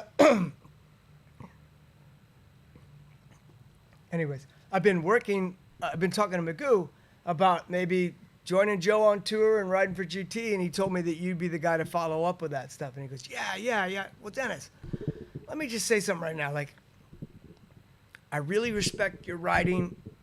Very talented, can't deny that. But I don't think you fit GT's image. Right? And it's the best thing that ever happened to me. Right? So, thank you, Thorne, for stealing that orange juice. Because he was basically like alluding to like this shit that went down last night. And I'm thinking, do you know what Gary Pollock does on the daily? Because Gary Pollock Gary Pollock's getting kicked out of AFA events for flicking pennies at people during their run. And his good pal Raybo, Large Ray. Large Ray, yes. Yeah, he had multiple nicknames, but Large Ray's the main one. Gets us kicked out of the Palmetto, Florida host hotel for like ever, because he decided that it would be really cool to see what happened if you microwaved a turd for like 10 minutes in the popcorn, like the hallway. What, the experiment? Dude, Curiosity, it was gnarly. Curiosity It was destroyed gnarly that for hotel. all of us staying there. And they pretty much did not let the AFA come back to that town again, you know? Yes. So it just reshuffled some things. So this is like Gary Pollock and his posse's way of doing things, but suddenly I'm just too roguish for GT's clean-cut image. Probably a good thing for you. Yeah, and I just thought, okay, yeah, whatever. And by that time, my wife and I have On Edge Apparel going up and running. Right. And that was never like super lucrative, but it was fun. And we had this following. In fact, Clint Miller called us today because we were having a conversation about when I first met him. And he said, hey, prior to meeting you, realize I used to order On Edge Apparel from you, like through the mail. Yes. You send a nice letter back, and it's this thing. I said, dude, And I a mail probably, order. I bet I have some On Edge letters thing tucked away in a box somewhere at home. I bet I can pull it out and see that it's Clint Miller, like writing from Australia to get some On Edge gear. But we had that thing going on, and there was still a lot of comps going on, so I was making good prize money. So it wasn't like the end of the world that Todd says this to me. But what's extra cool about it, though, is that Magoo's leaving to start Mongoose. I stay on that GT for that comp, and I'm still on that GT at the very last AFA flatland contest that ever happened. Yeah. Yeah, I won that. And that felt really good, too, because it was a different group. Like, RL was like the ultimate professional with the dialed run. Martin had good stuff. When Moliterno turned pro, it upped things a notch. It was like, I look back at the flatland, like AFA flatland days, I won like 2/3 of the pro AFA flatland comps they ever held. And I go like, damn, that was a lot of pressure. Like I was going with the flow, but like when you're like expected to win and second is some screw up, that's not a good place to be. No. You know, but I was top 3 at 40.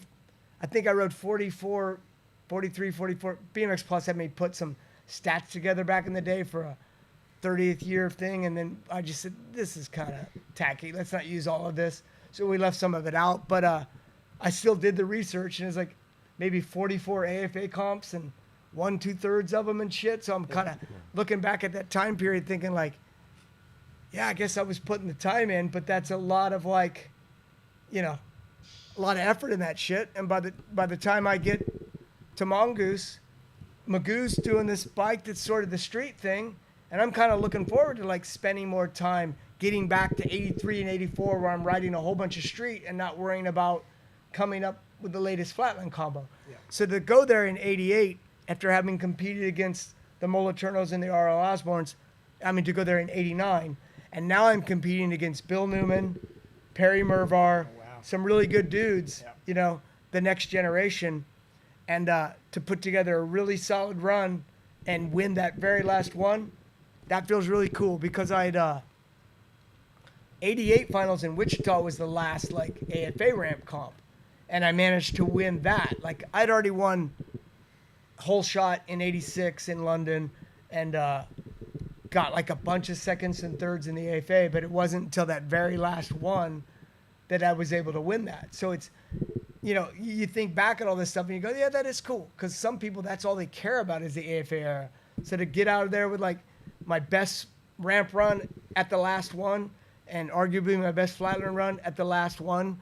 And then the next day, I'm taking my rental car and driving to meet Magoo at Mongoose's office. And he's given me a contract. That's one thing that was good about being underpaid at the Haro days, was that when the rest of the industry it's pretty much Dave Volker's making money and I'm getting sponsored by Mongoose, and Matt's starting Hoffman Bikes, Wilkerson's starting Wilkerson Airlines. So their riders aren't getting paid a lot because there aren't sales to pay them. Yeah.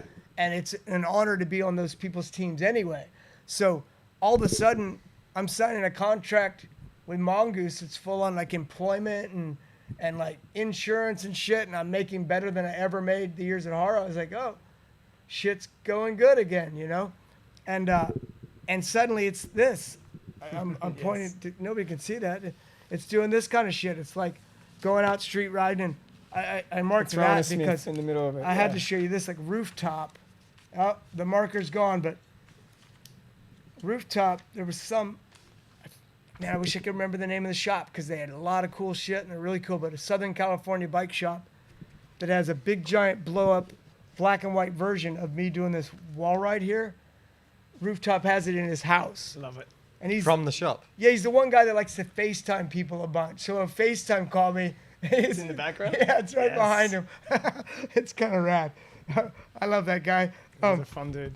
But yeah, he's got drawings he did as a teenager of me on this bike doing it. Damn. When he came through Kansas City back in October, and he wanted to see the Barney Ellis stairs that I was 360 and I'm like, hey, that's that post that we tell. It was really, he drew a drawing of me as a kid doing like a gap to manual, or like a gap tail tap push off on this little concrete pillar thing.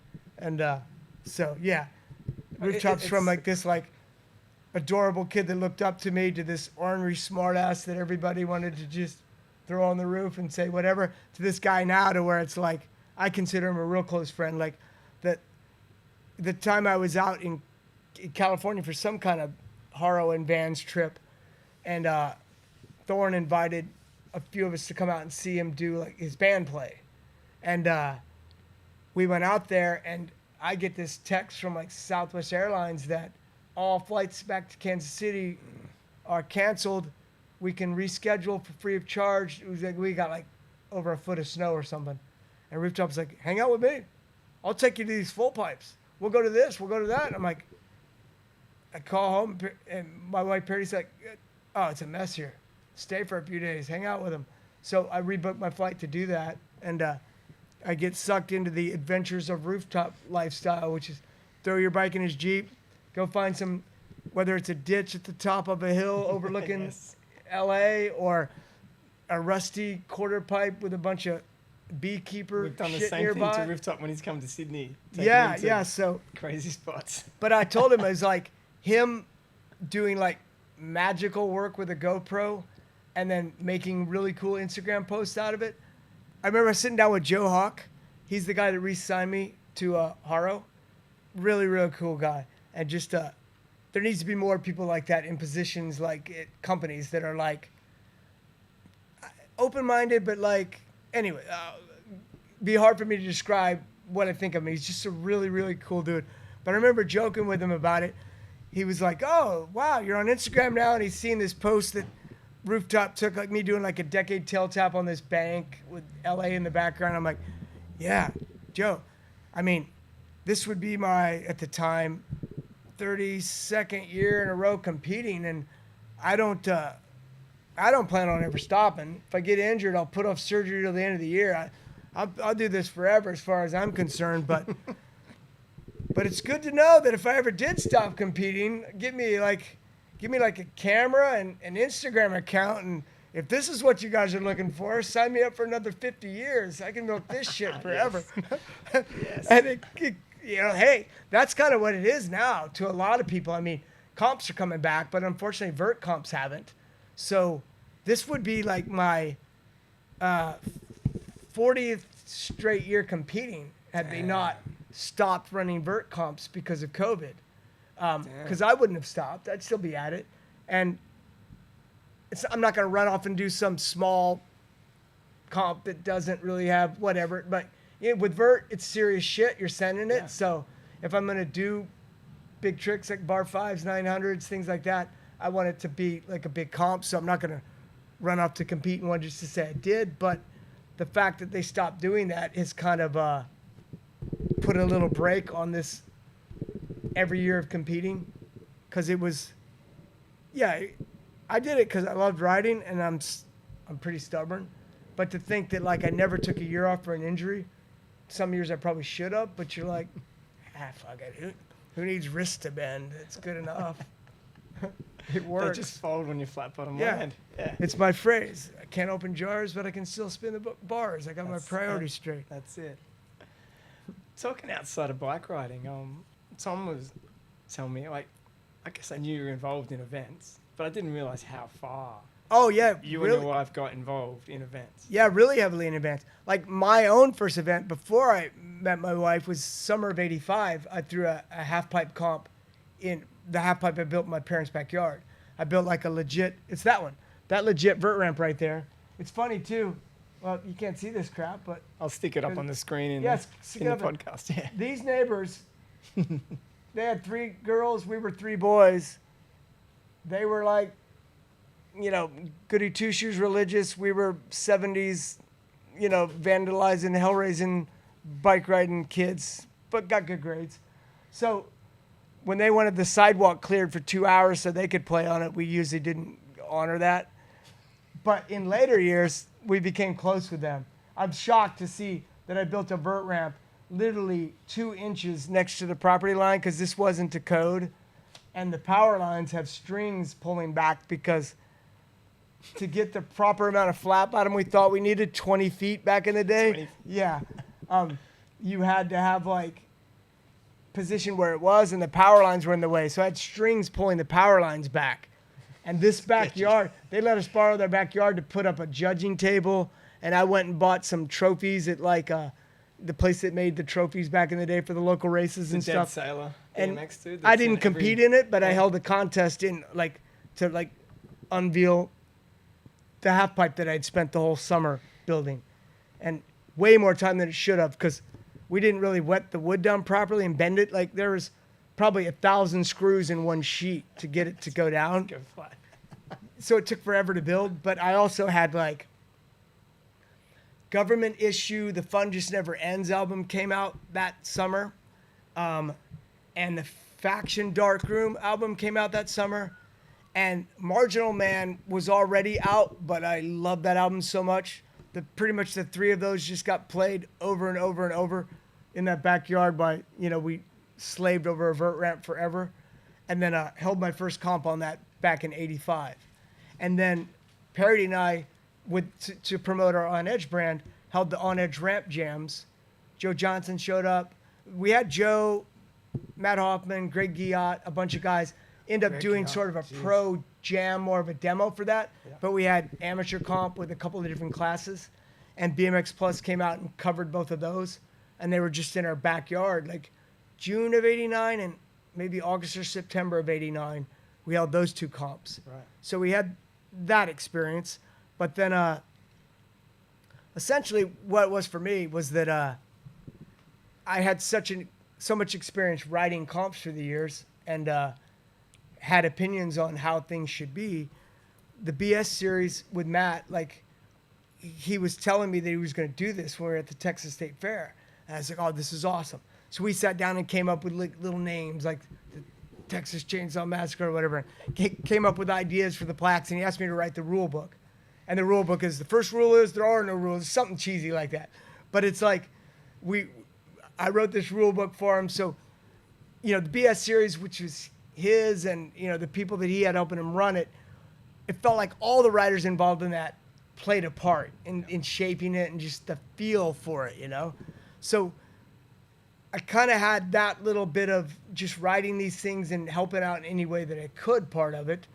And then when the X Games started holding comps, when ESPN started covering BS comps, the vibe was so different, man. The first one, the last finals, the one where I got the 10th year title for like, I got the overall belt. It was the 10th year in a row with the overall title from the '86 rookie year.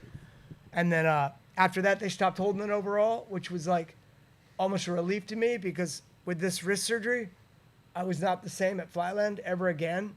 It's painful. It's like just whatever. So, hey, I don't have to worry about defending an overall title if there's not going to be one. So I'll take that. But at that last comp in 1995 had such a cool vibe.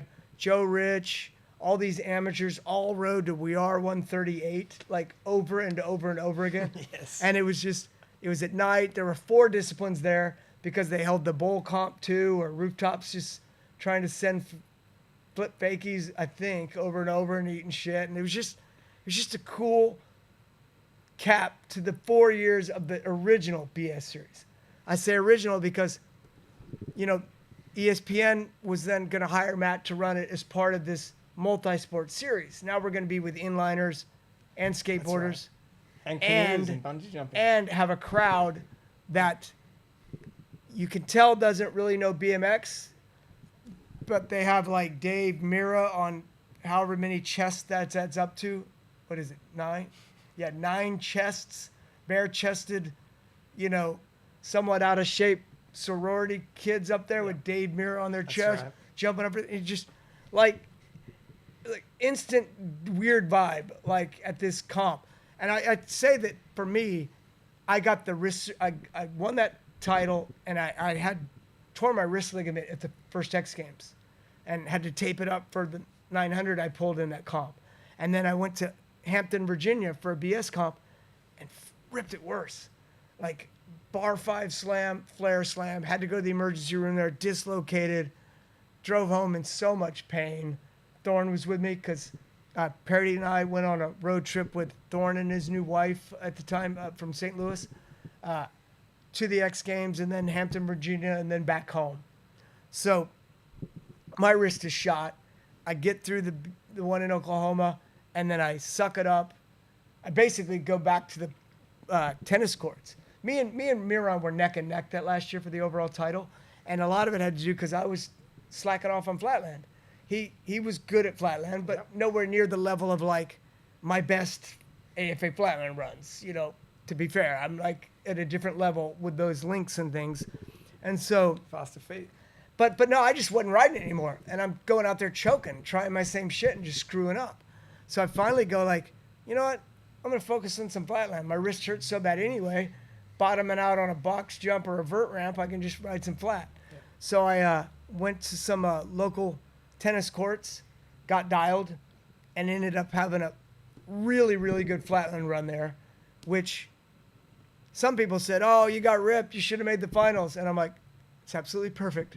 I don't have to screw the run up tomorrow. Like I got whatever place that got me out of the finals, but I beat Miron by a huge margin in that. And then I was on a sort of like high from doing good in flatland and won street the next day. And then it was clear, like, okay, I got this title sewn up if I can drop in twice on vert. I remember telling Matt, like, hey, if I get knocked out in this first run, tape my hands to the bars and just throw me in, whatever, I'll be fine, right?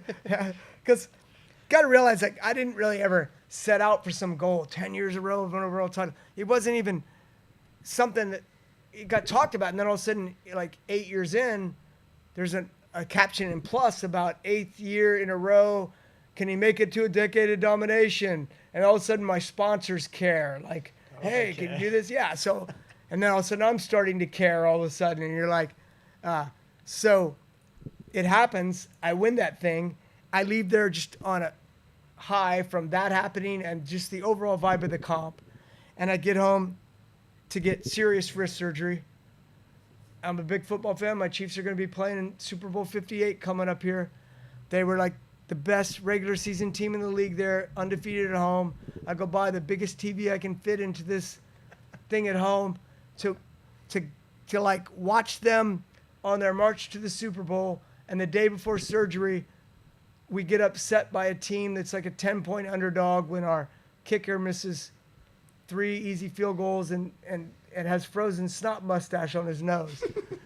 And I get in surgery the next day. And I'm like, God, I'm healing from surgery and I'm doing nothing now but watching these other teams play, right? So it goes from on a high there to like I can't tie my shoes for 14 weeks. Oof. So I'm at that first comp probably feeling a little sorry for myself about being in a cast. And it's funny though, I see footage of me chucking double bar spins and bar back. I'm like, with a freaking cast on my hand. So I was still not holding back, but I wasn't recovered yet. You know, I was still kind of gimpy. It's not fixing. But that my own personal state in 96 in terms of not healed enough.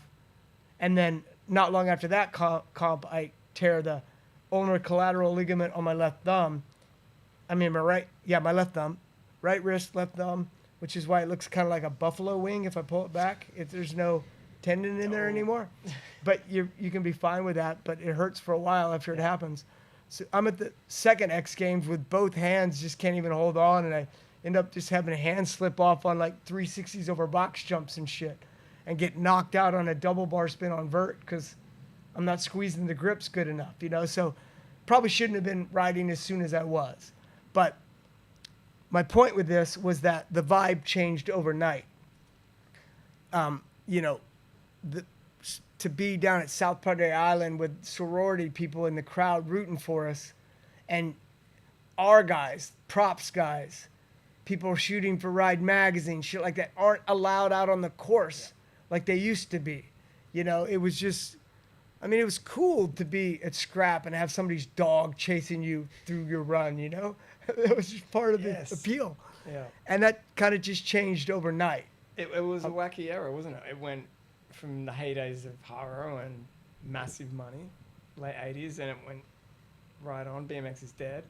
X Games sparks up, turns to shit, sort of comes back There's to a lot of corporate outside BMX money into it that makes it... Yeah, but if I can inject on that, like my viewpoint, again, for me personally, 89, it's great. Magoo asked me to ride for him. Yeah. So 90, 91, the two most down years in terms of not many comps to ride, I'm making better money than I was. Now I'm free to just go ride street all day with my friend James Smith on the gnarly KCK side of the city, the Kansas City, Kansas side, and find new wall rides and things, and no pressure to come up with my latest flatland run.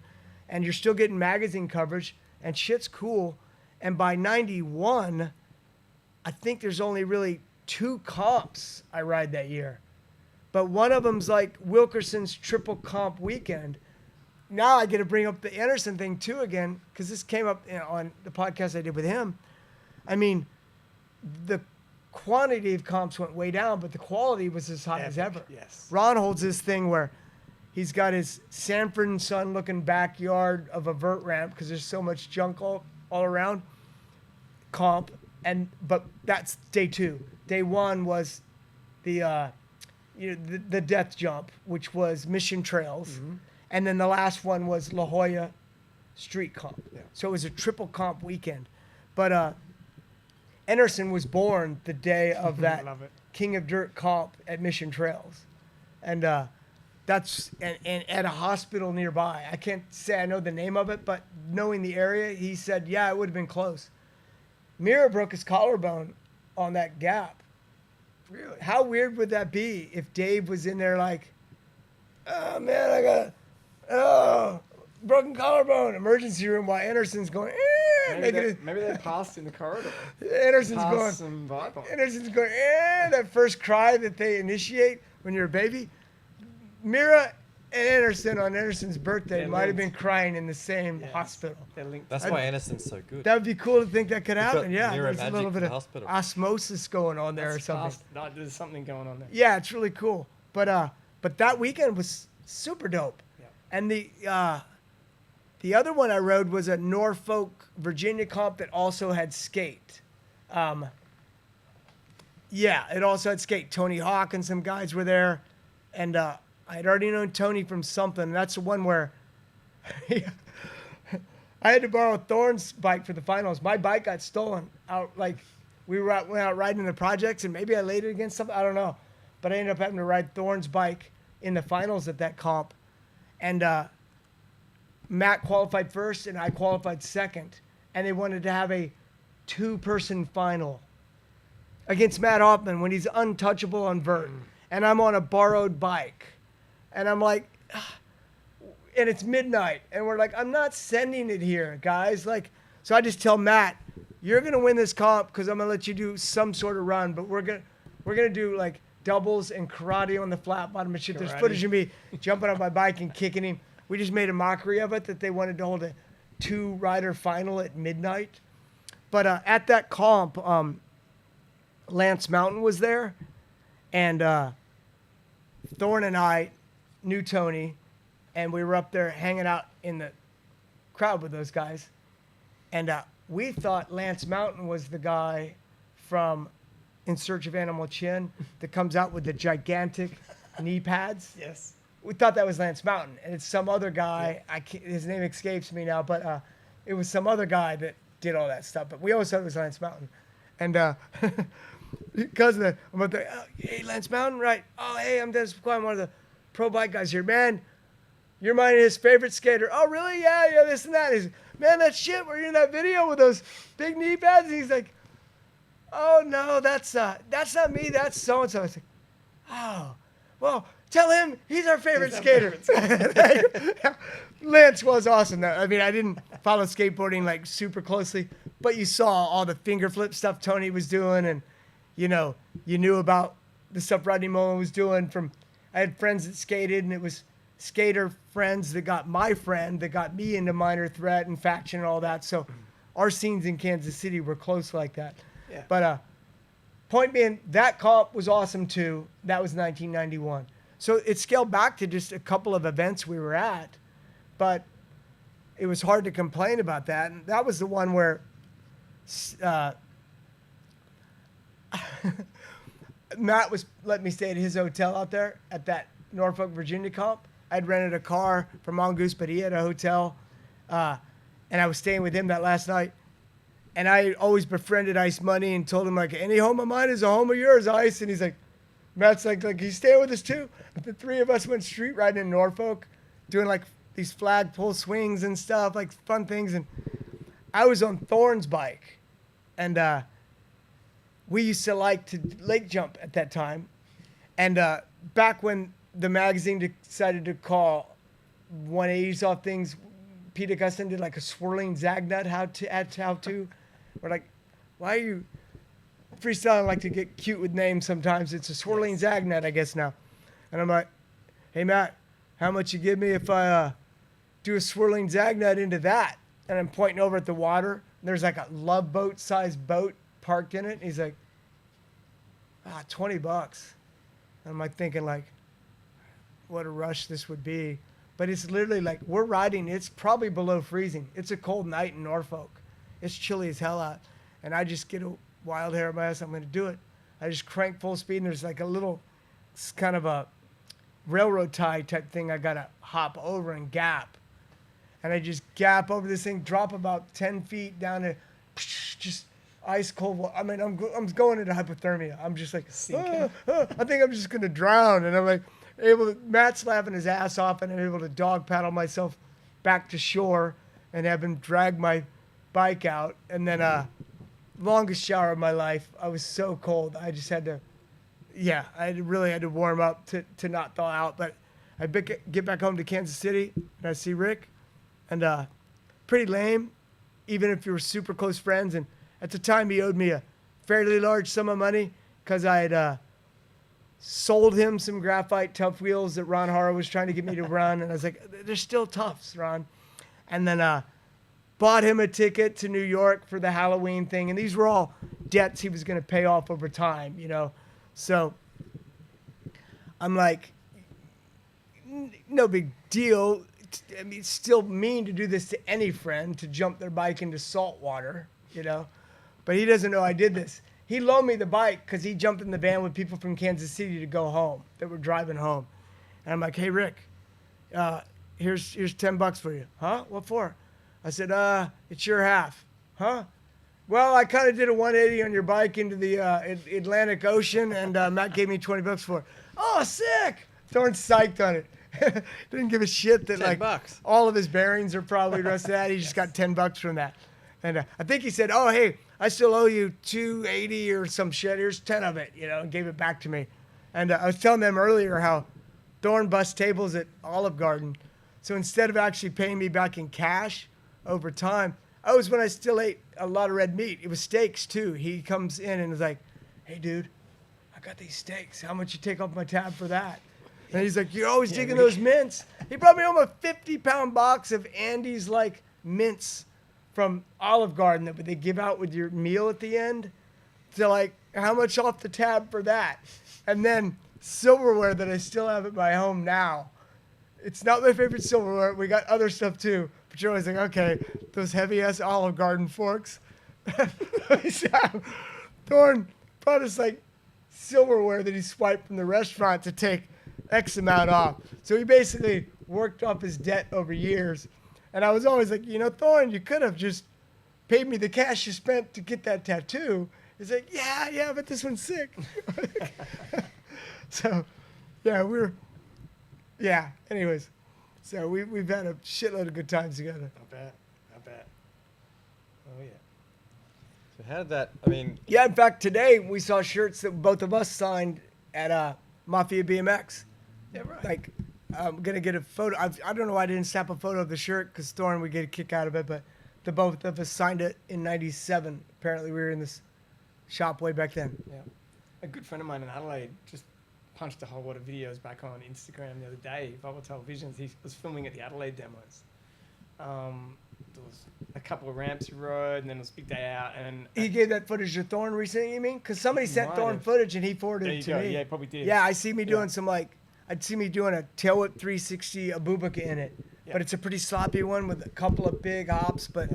And I was telling him how I pulled one of those once in my life that I would never, ever be able to duplicate again. Yeah. And it was on full-on Groove Productions, these guys that made inline videos and stuff, and were filming. It was a demo I was doing for ESPN to promote the second X Games and the ESPN2 channel and stuff. And it was in Southern California, and we just finished our demo. But you always got your getting off the ramp encore trick. At least I do. I do a couple pump airs, and I pulled this trick like 10, 20 times in my life, but never this clean. So picture like a tail whip 270 fly out where you land sideways with the coping here, but this one like landing 2 inches behind coping, sticking it, just kind of looking over that way like I got this one, hopping in fakie, no extra style hops. Rooftop likes to call them style hops because he thinks it adds style when you do a few hops. Personally, I'd rather just stick it. But this one, Style hops. No, that was just 80s. No, people called them tricks. People called them bitch hops, Bitch and hops, yes. he tried to say that when he and I commentated a few years of the Van Doren Invitational, and he was trying to call people out for bitch hops. I was like, Rooftop, those are now referred to as style hops, as if like anybody that threw a few. You know, skaters actually love them too. Like when I'm on the Huck Jam, I'd gap the channel to a high-speed nose manual too fast to fit in on the ramp. So I'd have to slam on the brake and do like extra hops. I'm looking over at Bucky Lasik and Bob Burnquist getting louder and clapping more with each hop. So I was like, screw it, I'll milk it. Hop back a few, hop forward a few, hop back in. Right. Yeah, but we've officially changed the name to Style Hops. Because there's a lot of things these days about certain names and phrases making people sensitive. So if BMX is going to go the route of not offending people, there's no more such thing as bitch hops or bitch cranks. I'm going to let the bitch crank in the Style manual now. hops and style cranks. Yes. Style cranks. Style cranks. And there should be bonus points involved. I mean, there used to be in flatland rounds, if you did 12 front wheel hops, it was more impressive than 6. So, time to bring those back. Time to bring them back. Wow. Before I segued into the long thing about rooftops, thoughts on hopping tricks and shit, where was I? I felt it probably wasn't important. You were leading into It probably wasn't the that event important. stuff. Like you, after ESPN, you like when you guys, I guess, moved on to Gravity Games. Yeah, guys well, did I was that? talking about Rooftop and I. When Rooftop and we can just backtrack to that. Whatever thing I was trying to finish, part 2 or 3. Although I've already committed to Anderson to do only his podcast, but it's not necessarily his anymore. But this It's is more like Southern Fudger's and- Hemisphere. It doesn't matter. Yeah. It's not a competition. Okay, yeah, that shit don't count. So, okay, so when ESPN makes the decision that they want to hire Matt to run their events because the first X Games was running crap, they mistakenly used like an organization that just shouldn't have been running it, and scoring was weird too. Even for me, like, I mean, I'm riding against guys that you really think the world of, Matt, Jay, Dave, your teammates too. But I look up, and after run 1, I'm 10 points behind all of them. I tell Dave, like, dude, there's no way I'm meddling here. I'm out of it. I can do math, 10 points behind. This is stupid. They had judging in categories. They had height, difficulty, like 5 categories. The height judge, and I don't know what idiot was that. I probably did the highest error of the first runs because a giant 1-foot invert scored me down because I did a feeble to Smith, a bar spin 270 Smith grind, an alley-oop nose manual. I did a bunch of tech-ass lip tricks But that's not high. to go with a bar spin 540 and a big 1-foot invert. But he like calculated how many of my walls were lip tricks, and those weren't high. Wait, you want me to go 8 feet into a feeble grind? Like, what the So that was the scoring. So I'm 10 points behind after that first run, but that helped play into maybe like, okay, this 900's happening for sure now. What do I got to lose? And so, yeah, second run, I end up making my torn wrist ligament worse. And then third run, I'm like, after second run, I'm like, I need to have this taped up. And so I pull a good 900 in there. And then people are booing at the results, even though Matt rode good enough to win that thing. But they're confused that the guy that just did a 900 gets 4th. And I'm confused why I'm 10 points behind everybody from the first very one. But so the organization that ran it sucked. And it sucked that the people jumping out of bungee jumper guys with like shopping carts and doing different Canoes. weird bungee jumping Isn't that shit canoes? made way more prize money than we did. Yeah. That the downhill mountain bikers made way more prize money than we did. And so Ron Simio, and we were on a ramp. What started my wrist tear was we were on our BMX ramp, smaller than the skate ramp, and that was tiny too. You see footage of my first, my X Games 900. I did one like 5 years prior. 1 year after Matt, I did one in Indy, like on this other ramp, but then did that one there, and it's pretty tiny ramp. But they had us on a smaller ramp that has sand in the paint, like an old 1982 magazine recommendation on how to build a kick turn ramp. And I just go to do a feeble 270 and like get a little sketchy and put my hand out and sand in the paint and just I start a tear in my wrist ligament that I make worse in the X Games and that I completely ruin in that Hampton, Virginia comp I was talking about earlier. So there's a lot of shit, and we pretty much marched down there like, well, we're protesting. We marched down. Probably Simeo that we met, along with Jack Wienert and guys that turned out to be really cool people. And regardless of what sort of weird things X Games has done through the years and some things that aren't so great, these guys, you know, they had everyone's best interests in mind. And, I feel like I'm close with Ron to this day. He's a super cool dude. And we marched down to say, like, we're not riding that ramp. We want to ride this ramp. And it was like okay, we'll talk to the skaters. If they're okay with it, we're okay with it. It was not hard to convince them at all. And we were cool with the skaters. So suddenly we're competing on the better of the two ramps. But that's just one extra example of how they didn't do a good job. And us approaching them and talking to them, they're learning that Matt holds this series that they weren't fully aware of, and that they hired the wrong people to do this, that they need to hire Matt Hoffman to run this contest. So they're flying him out for a meeting before they're going to launch the series in '86, where they want him to incorporate the BS series into those B3s, Destination Extremes, all the different names they had through the years. And Matt asked me to come as like he's going to be paid by them. He's still going to stand his ground and say, this is what BMX needs. But he knows I can be pretty adamant about certain things and thorough about it. So he wants me to come be as part of the meeting with him. And since I'm not getting paid anything by ESPN, I can speak up. And Ron Simeo's at that meeting, and I'm telling him how screwed up it is that bungee jumping got paid this. And I always picture it like he was smoking a cigar, and I don't think he ever smoked cigars.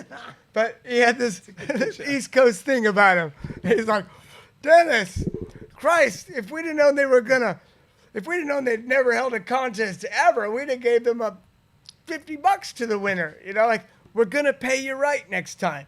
So every little complaint that we had, he was saying, we're going to make it right, you know. So they hired Matt to run the shit. And the comps were still awesome. But it's going to take on a different vibe if you're holding them at, you know, spring break. And there's inline skaters there, and we're sharing with skaters. And you've got to wait for a camera to be ready for you to drop in and all that stuff. So it instantly kind of killed the underground, this is our sport. Yeah. And remember when I backed up a while and I was talking about the 91 comp and all that? I was trying to get to 92 because people feel like the sport was really dead.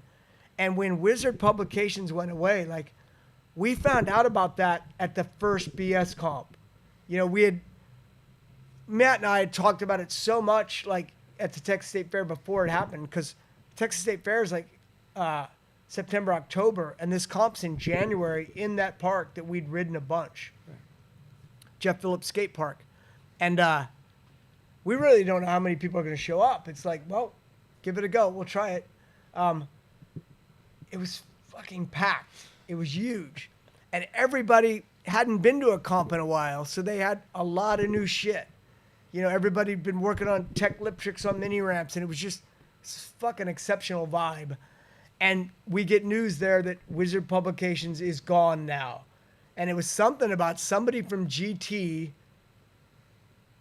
or the ABA, Clayton John or something, I don't know. Somebody was bitching about the cover where Climber was doing something. The New Bull was in the background, and there was profanity and graffiti and all this shit. And you're just like, really? One company has this much power to where they can pull their ads and the magazine goes belly up? And I could be wrong, but this is what we had heard. I believe it, yeah. But it's gone now. And we're getting like the word that this magazine's gone. And it kind of sucks. But everybody there is just like, well, we're still doing what we're doing. The vibe was so awesome. And then right around that time, Brad's deciding that, well, he no longer has a job. His parents are going to loan him a few bucks, and he's going to start up this new Ride magazine. Oh, yes. And I'm like, hey, Mongoose is great sponsoring me right now. I get a rental car and a hotel at every stop. If you want to cover some of these BS comps, just pay for your flight, and I got the rest. And so he mooched off me at a few of those. It was cool. I was friends with Brad. And it kind of helps even get that going off the ground that it was so underground. And the first few issues of Ride were awesome. You know, I almost got after Magoo was gone from Mongoose, I almost got canned from Mongoose, or I was threatened by somebody at Mongoose to get canned by them over the interview in Ride that I got nothing but compliments about. But I didn't know I was being interviewed. Right now, if I'm saying some shit, You know you're getting interviewed I know right I'm getting now? interviewed. I've Yeah. already said way more shit than I ever thought I'd say publicly, but who cares? I guess that's what this is about. So, you know, it's down under too. Nobody in America is going to hear this. What Nah, happens I'm in Australia full of shit. stays in Australia, right? Yeah. Okay, but Magoo and John Paul, and I ran Mental Jimmy stickers back then. They were roommates. I'd stay with them, even though Magoo was already canned from Mongoose because of the catalog that he did. I'll let you hear Yes. about it in his podcast. But I was still friends with them and hung out with them, stayed with them out there. And they just got me doing this shit, all these stories I'm talking, going off on a tangent, but like we're doing for a podcast, but I didn't know it. And they're secretly recording me. Right? And so I'm telling stories about, oh, that time we rolled the full pipe down the hill in Kansas City. Oh, the time I'm doing shit that apparently would make the higher ups at Mongoose on the East Coast that fired Magoo very uncomfortable about this stuff. So I had this guy like call me from Mongoose. Dennis, so-and-so from Mongoose. Somebody I'd never spoken with, just gotten hired. I said, oh, hey, can I call you back? I'm on the other line with the passport agency. I got to get a passport for Japan. It was getting, for my wife and I, we were going to Japan because Rhea was sending us over to Japan to do some demos. It had nothing to do with, it was going to happen with or without Mongoose, you know? And he's like, I'd never spoken to this guy in my life. You better call me right back because you might not be going to Japan. I'm like, what? Whatever, dude. Whatever. We're off on the wrong foot right away, right? Yeah. So I get the shit to handle with the passport. I call him back, and he's trying to get me to write an official apology through the magazine and all this shit. I'm just like, no, dude. It was us just shooting the shit. If you got an issue with them, you got an issue with them. Yeah, fuck that. I'm not. Yeah, it is what it is. This is BMX. And yeah, and then can't remember this guy's name right now, man. I really can't. That's forgettable.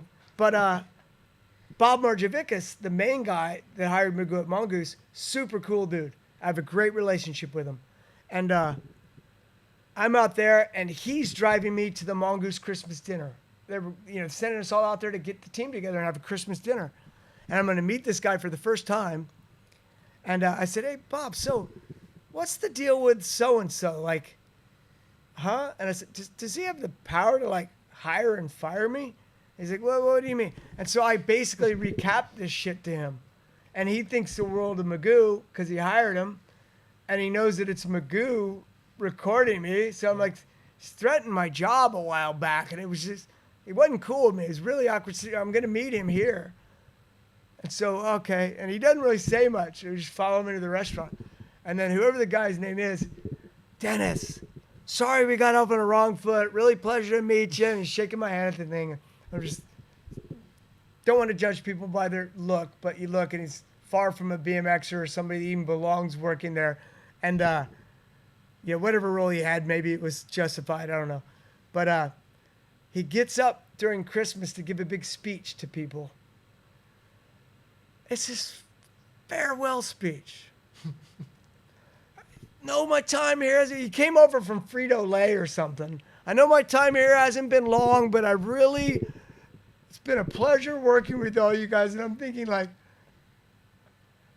if I'd have been weak-minded and succumbed to this asshole and wrote an apology letter to the magazine, there goes all that street cred Mongoose that I had. Oh, yeah. So, thankfully, that's not my personality, and I just said, whatever.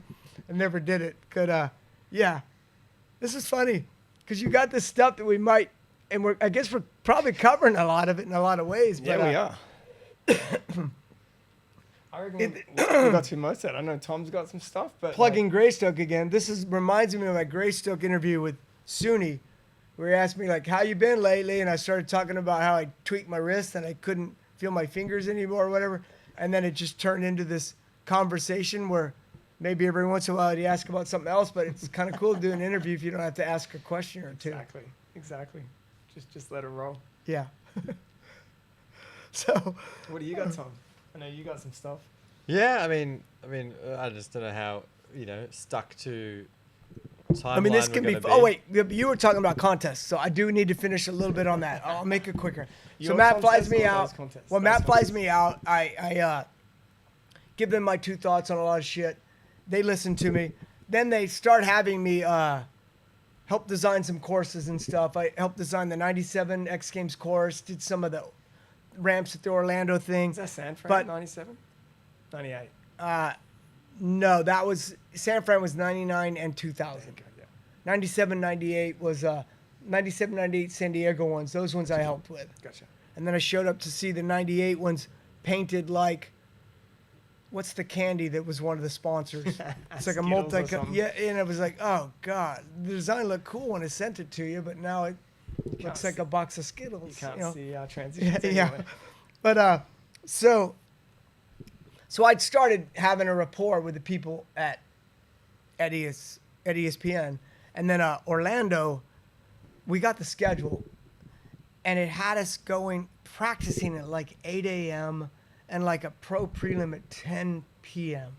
This is 96, and I'm like, dude, we are, or is it 90? It might be 97 by now. Whatever, we're not that far removed from the original BS series. Yeah. And like, we're used to having like the soon-to-be class, the stunt boy class, all this shit happened, and the pros are dropping in maybe 7 p.m. as the finale, and our soundtrack and our good music playing and our vibe.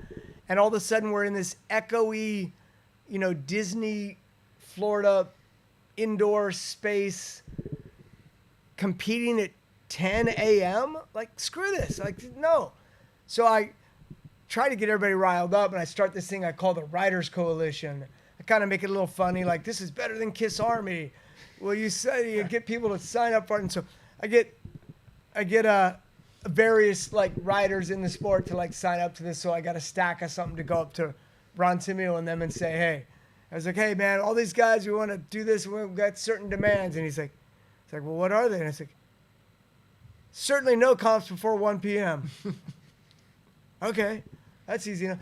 3 little things. And he was like, okay, no problem. And I'm just like, it's so easy if you actually can communicate with the people. People are making these decisions not knowing what our culture is even like. They're just doing this crap, So I kind of become this sort of go-to voice with them. And then all the writers vote me to be their athlete representative for the X Games. And so I become that role. And, well, one of the people that we ended up working with at the Do Tour was at the X Games at the time. So this lady's hearing my position on this stuff and me talking it all through. But the main guy that hired me, Wade Martin, he's helping with these events. And one of those comps that were at the New York City, the one that was at Roosevelt Park, like on the West Side Highway. They had one of those B3 comps there. I'm going to add to both of these parts. 98 X Games, Dave and I get a gold medal, vert doubles. Good prize money for the time. It's a cool event, but none of us took it that serious. Dave and I did a run that was like off sync. The other guys were kind of trying to choreograph stuff, but none of it. But and Asada? yeah, and but Synchronized then like Lee Ramsdell and Rob Lee. Siggety were like dressed up funny. They had And, the it was mullet just- brigade. People were having fun with it, right? Because we didn't normally ride doubles much. You had Blyther and Wilkerson doing gnarly shit on narrow quarter pipes at Haro demos, but it wasn't like we all sought out to go do doubles. Skaters did this more. So it wasn't an event that we demanded to have. And I'd always been an advocate for flatland. And I'm pushing, we need to get flatland in the X Games. And their argument was, skateboarding has street and vert. You guys want vert, street, dirt, and flatland? No, we don't have that kind of budget. And I'm like, but you're killing the vibe of our events. And dirt wasn't even really part of the BS series comps. It was at a couple stops, but it was a deserving discipline. And I wanted to keep it in, but I'm like, you don't kick flatland out for them. You don't need to build anything Right? for Flatland. And then I get from one of the people at ESPN, well, where's the prize money going to come from? And I'm like, well, I don't know, figure out a way to divide it up differently. He's like, I mean, we got the vert doubles event, and we don't really ride that. And I'm not really thinking at the time that if I strongly advocate for Flatland that they're going to pull an event where me and Dave probably could have gotten 5 more years in a row of like golds. But that's what happened. Yep. I said, yeah, no, we don't take that serious. We didn't. To us, it was like make it up on the spot. So yeah, if it's the choice between vert doubles and Flatland. Fair And this is coming from somebody that, you know, got half of the 10 grand prize money and a gold medal from vert doubles. So they listened to what I said and they replaced it. So Wade Martin now is getting feedback of like my input and the things that we think should be changed. I came up pretty prepared for that thing though. I was like, ESPN, I'm seeing stats and I'm finding articles in the San Diego Tribune how they're bragging about how we had multiple venues we could have chosen, but we really loved the aesthetic backdrop of Mission Bay. So we spent $600,000 to protect the nesting grounds of the least tern. It's like, it's some kind of bird. So yeah, nice to do that if you're an environmentalist, but how about hold it up the block at the other venue and give us 600 grand in prize money? Cause we're not making shit, you know? So I kind of had my crap together on all these arguments, whether they were going to go my direction or not. So they started to see that I was passionate about this and gave a crap. And so Wade Martin was the guy that ultimately hired us to run the Gravity Games. Right. And it wouldn't have happened if it wasn't for my wife, because sometimes I need a little nudge and they needed the corporate world could work. Ironically, I leave a full scholarship thing to become a pro rider. And I guess that's a negative here because they want a college degree to run this. Yeah. But my wife had a college degree and like designed websites and could do animations and things that would come really in handy for our role there. So basically, I had convinced Wade Martin at that 1B3 that was in Roosevelt Park to give us equal prize money. They've been taking our prize money and dividing it 3 ways because we had Flatland. So now street riders and vert riders are feeling punished that we got Flatland in. And I'm like, that's stupid. Just find the money, you know? So he upped it and found it, and he knew I had a good argument. And then when it comes time to hire someone, because they couldn't hire Matt. Matt was under contract with ESPN. Of course, yes. He called me for advice on who to hire. And he had a couple of names, and I was like, I wouldn't go there. I don't know. Let me rack my brain and think about it. And I got off the phone with him. His Parody's like, why aren't we running this crap?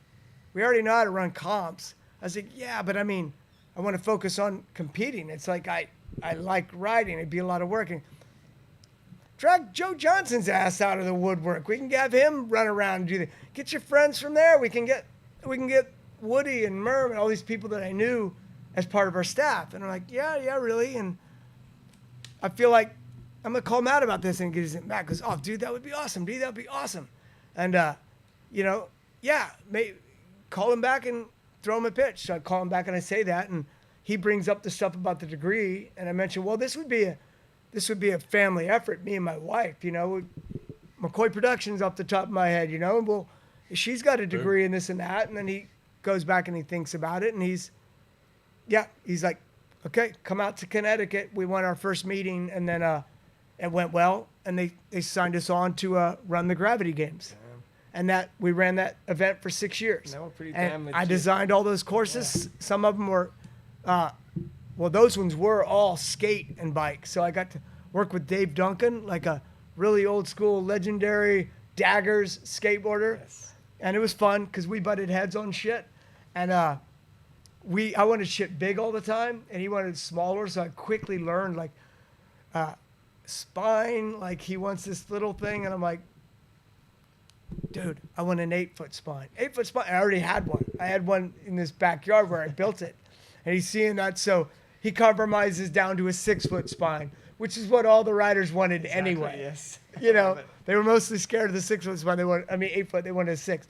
So I kind of learned the game of how to negotiate a little bit with this shit. Start with something really big and get it taken down smaller. But anyways, designed all those courses, ran all those comps. And while we were doing that, Another thing, it's just weird how you get what you find as disappointing news at the time, and it turns out to be unbelievable, like, turn of events. I rode for Airwalk for a long time, had a signature shoe, heard from Alan Foster, the team manager, that my shoe was selling 3 times what the Foster brothers' shoe was. Dude, your shoe is taking off. It's like 3 times what ours is. It And didn't I look said, like "Oh, a cool." bowling shoe. Yeah, and I Like was the Foster brothers shoe. yeah, okay. There's one over there. But Foster so, brothers, yeah. but so, yeah, I recently had some inquiry. You had a signature shoe in these years, but whatever. Going back to this. So, all right. So it's the year 2000, and I had now had I went through my wrist injury and stuff, but I tore my ACL. And I decide that I tear my ACL like a few days before the Gravity Games. And I'm like, shit, I guess I'm not riding it. I go there to run it. But the X Games is 6 weeks away. I was like, somebody there offered me a CTI knee brace. And I'm like, I can strengthen it. I could still figure out a way to ride. And I'm like, I don't have to go out there like I'm trying to win a medal, but be a part of it. And there's prize money that pays down to whatever. And I do that. And I ride good enough to get 7th place and, pay for part of my surgery. And my wife and I fly to Canada afterwards because I'm going up there to get an artificial ligament, like the kind Matt had gotten. And mine's held up. I have another one in the other one. I tore my other one in 2005. I have 2 artificial ligaments, but they were fresh tears that apparently when you put this thing in and you never had it repaired before, it works better. But I'm recovering from a torn ACL, and I'm, a little bit off for a little while, even though actually that thing recovers fast. But Airwalk has news I tore my ACL. Maybe they have budget cuts coming. I don't know. But Parody and I decided that we wanted to experience New York for a month. In a furnished apartment, live in New York City. We both love New York. We were giving serious thought to moving there. We were feeling like we can afford a better house than we're in here now. But before we make the decision to buy a new one, let's check out New York. So we're making this decision to move to New York for a month. And the car's loaded up. We got a one-way rental car to get there in 24 hours. I ended up having to ride down in the rain from the city. First day's raining, then like 28, 29 beautiful days, last day's raining. It was perfect. It was super awesome trip, super awesome decision to do. But we're about to pull out of the driveway when the phone rings, and it's Alan Foster calling to tell me that Airwalk's letting me go. Like, what? I mean, I'm pretty shocked by it because I'm being told my shoe's outselling the others and all this stuff, but and by that time Van Homan's on the team too, but they want to go a younger direction and shit. I remember I'd been lining up a way to get together with Van and ride with him in Philly while I'm out there and shit. I'm like, this might be awkward now. He's now getting but he was already on, or getting flow. So it could have been me and him too, and however many other people, but they made the decision to drop me from Airwalk. But around this time, Vans is deciding they want to start a Triple Crown freestyle series instead of doing the downhill stuff they were doing. Yeah. And they're getting word that everybody loves these Gravity Games events. And the guy that's running it. And Steve's familiar with me because he follows BMX. And it's almost twofold. Thorne mentioned something like, dude, Vans they'd be interested in having me ride for them. So I end up setting up, there's going to be the first contest of the year out in Anaheim, right in Van's neck of the woods. Yeah. And I end up meeting with Steve to go to lunch. And he basically offers me a contract to come ride for Vans instead of riding for Airwalk. And then starts to talk about, and we want to start a contest series, and we'd love to have McCoy Productions run that. So basically, whatever poor decision was made by Airwalk in my view, because I'm still riding to this day, to can me, turned out to be one of the coolest things that ever happened, because I think the world of Steve Van Doren and the events that we've run there and all that stuff that we've done, and if it wasn't for, getting canned, I guess that wouldn't have happened. Yeah. But at least not in that order of events. So we run the Vans Triple Crown series for 4 years, '01 to '04. I went to Oceanside. Oh, 1 excellent. year was freaking Which one? epic. Which year? It would have been the second Oceanside. Okay, because '01 was like my favorite comp ever personally. I won. And it was, I tore my wrist ligament. It would have been '02 I was there, yeah. I tore my wrist ligament on the stop in Salt Lake, and then went on my other wrist ligament, and then went on the Mira Tour with a torn wrist. Not really sure it was torn, but turns out it was. And I had a screw that was poking out of this one. So I had dual wrist surgery with Dr. Chow, and it was Dr. King, but Dr. Chow was assisting, lined up in San Diego for the day after that Oceanside finals, right?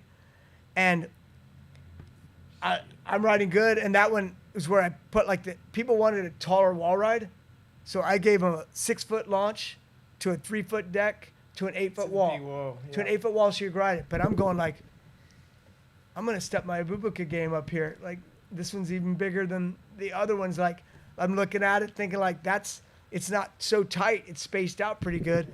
So I figured out this run where I want to do a big 5-tap, 360 manual, whichever you want to call it, on the top of this wall, carve this channel, go for this big Abubuka, and if I eat shit and get jacked up, they can fix whatever gets, because I'm getting surgery tomorrow morning anyway. yes. I'm telling this to Jerry Batters, and he's up on the deck, kind of give me the nod, yeah, he's the TM at the time.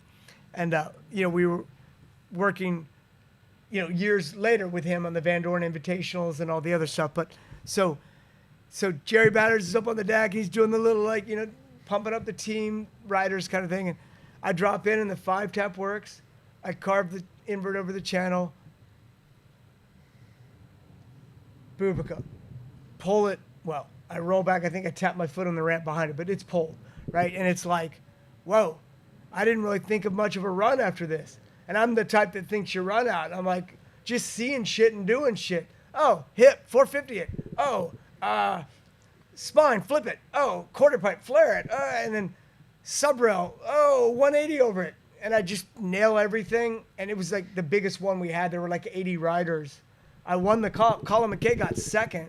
He rode super dialed. Yeah. But to win that and Colin get second, and I think Mira double flipped there. It was a real legit ass comp. Kagi was riding. I think everyone was. Yeah, so if you talk about we all have our moments of super stoked, and it definitely was Orlando with the title for the 10th year, but this was another one. I'm dude, I'm going in for double wrist surgery. I'm gonna have to go home and do nothing for a while. And I just did the run of my life. I'm not even going to bunny hop a curb on the way back to the hotel. That's going to be the last thing I remember until I'm, out of this cast and I can ride again, So, but the vibe of those events, they were awesome. And I designed all dozen of those street courses for that, working with Jack Murphy and that crew on those. So we had that suddenly. I'm running events for Vans, I'm riding for Vans, and then there's a long lull with no events.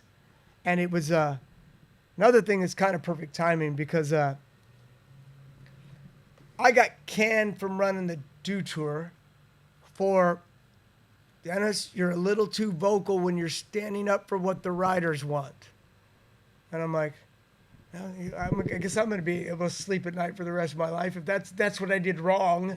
I'm standing up for the riders. But one of those things was they were holding bowl comps now.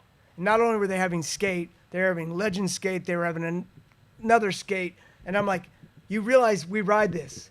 I don't even have ramps at home much anymore. I ride concrete all the time. Why aren't we in concrete? And there was just a group of people there at the Dew Tour and other people that were adamant about bikes don't belong in concrete. And I'm you realize there's a bunch of places that don't let bikes ride, and we want to be in them. And bikes and Dew Tour have had a great relationship. You've supported us, we've supported you, and now you're going to tell the world bikes don't belong in concrete. This is bullshit. And this was the way we discussed things. We had weekly calls, bi-weekly calls, whatever, and it was okay for me to shoot straight with them. but there'd always be new people coming in and new faces. And apparently some people that view the independent contractors they've hired as like, they're our boss, and in a lot of ways they are if they're paying us, but don't like to hear someone being adamant about we need to be in the concrete. I don't understand why all of a sudden bike vert is getting half the prize money of skate vert. And I'm not talking this because I'm a vert rider. It's Chad Kagi and Bestwick and 5 other people saying, why the hell they cut our purse in half? Because they did. Yeah. They cut bike vert in purse in half for no reason we could understand. So while I had Anderson and Gary Young come to a meeting with me and Wade Martin as viewpoints that weren't vert riders to say like, oh, of course vert should make what we make. And they were like, yeah. I think Anderson said they should fucking make more. You know, they're gnarly. And I'm like, Dennis. no, we don't want more, Dennis. But they started just doing things that were like obviously going to get under the skin of anybody like myself who'd been to all these years of competing. And the only job number one for me with running comps is look out for the riders. 100%. You have There's to no take, show. you have to take into account what the sponsors want and what the people you're working for want. But if you're not working out for the riders, if you're just going to be the guy that's the opportunist and for lack of a better word, the yes man, you're going to yes man the event right out of the event. And after we got canned from the Do Tour, it only lasted a couple more years. Exactly. It basically disappeared. Because if you keep just accepting what they tell you is what you have to accept, pretty soon it's just gone, right? It went to skate only for a little while, didn't it? And then Well, they for only... quite a while, like Yeah. 6-7 years, Yeah, because there was somebody probably at skate being more of a hard ass and standing up. They got rid of their hard ass and had people that were willing to look the other way and just say, whatever you want is what we'll do. That's just not the way to run a quality contest. But in the weirdest timing maybe ever, I'm on like dude, I've been going nonstop without anything to drink. That's kind of rare. My voice hasn't cracked yet. I drink so much water at home. that lemon Give me a tea? break. Hold on. Okay. Okay. You guys need a drink? I'm on a Arizona trip with Haro to shoot a catalog and stuff. And after having talked to a new person at the Do Tour that, you know, we were getting word that they were looking to do this replacement, and there was like, hey, this isn't final yet until we at least, you know what, like trying to talk it through. A new person who I'd never spoken to is now the one that's going to be making the decision on whether we're let go or not. And he called to tell me it was official, that we're no longer going to be running the Do Tour.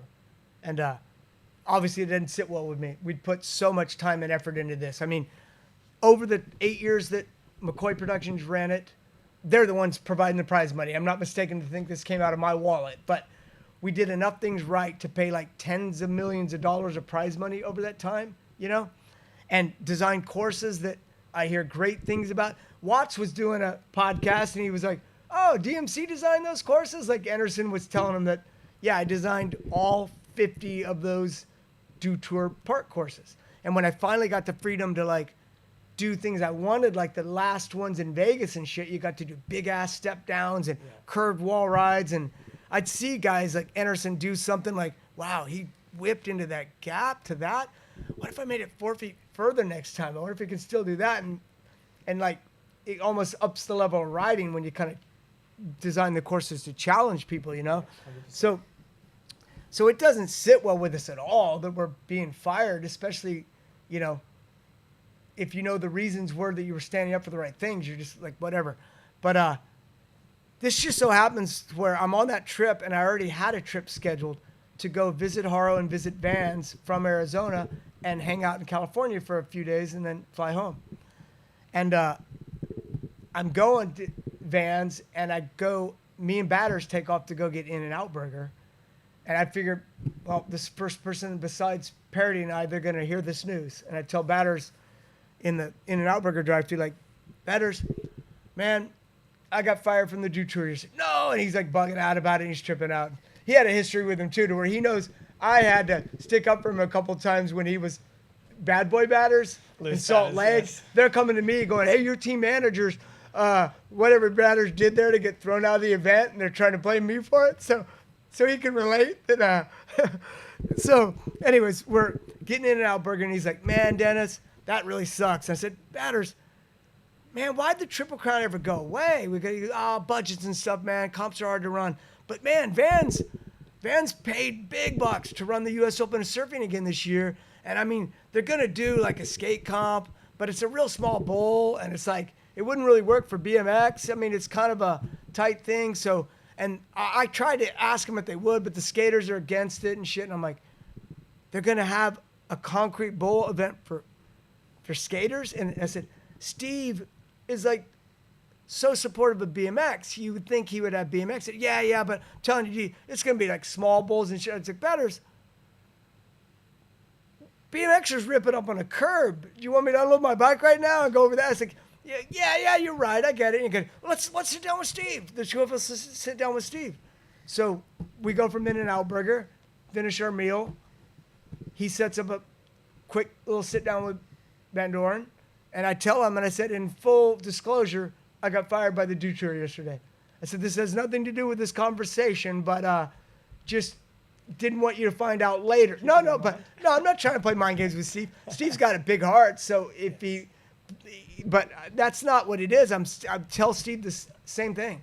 You guys have always supported BMX, and he says, Dennis, the schedule is so tight. I don't know how we fit in. I said, that's music to my ears, because part of what I butted heads with the Dew Tour in recent years is the format of do a run, wait for a score, do another run, either best run counts or 2 out of 3 or whatever.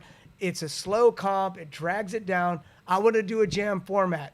I said, I can run a comp in 15 minutes if you want to give me 15 minutes. Oh, we could do more than that. I mean, we could spare an hour.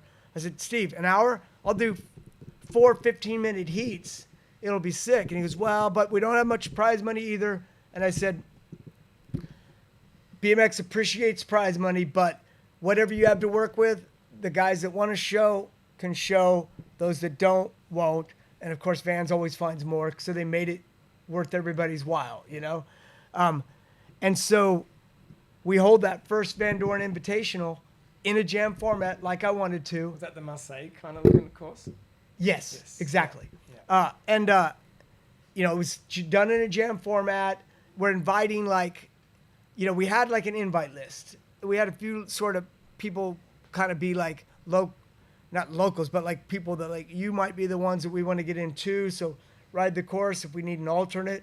But limited amount of times we had a format. We had a certain list of people that we were getting in this thing.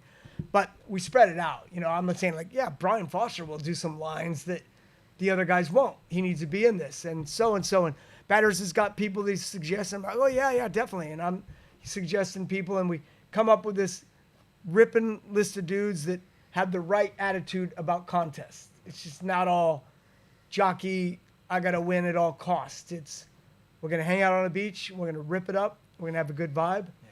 And I just, out of necessity, we didn't have a DJ like the skaters did.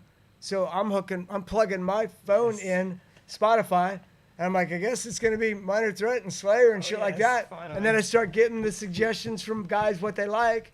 Yeah. Larry Edgar wants 4 Horsemen. I'm like queuing it up. I got one, even when I'm judging the event, because I was a judge at some of these too, along with the guys that we were hiring, or Vans was hiring. Our role there was a little different than, Gravity Games, Dew Tours. We have a big staff, and we pay everybody out of the fee we got. In this case, Parody and I are doing, actually Parody and I did pretty much what our whole staff did, so we're running around with the heads cut off. It was, but we pulled it off. That's the important thing. But I would have one old iPhone with the tracks downloaded at the highest bit rate, which one DJ in Malaga said, this sounds so much better than mine. What are you doing?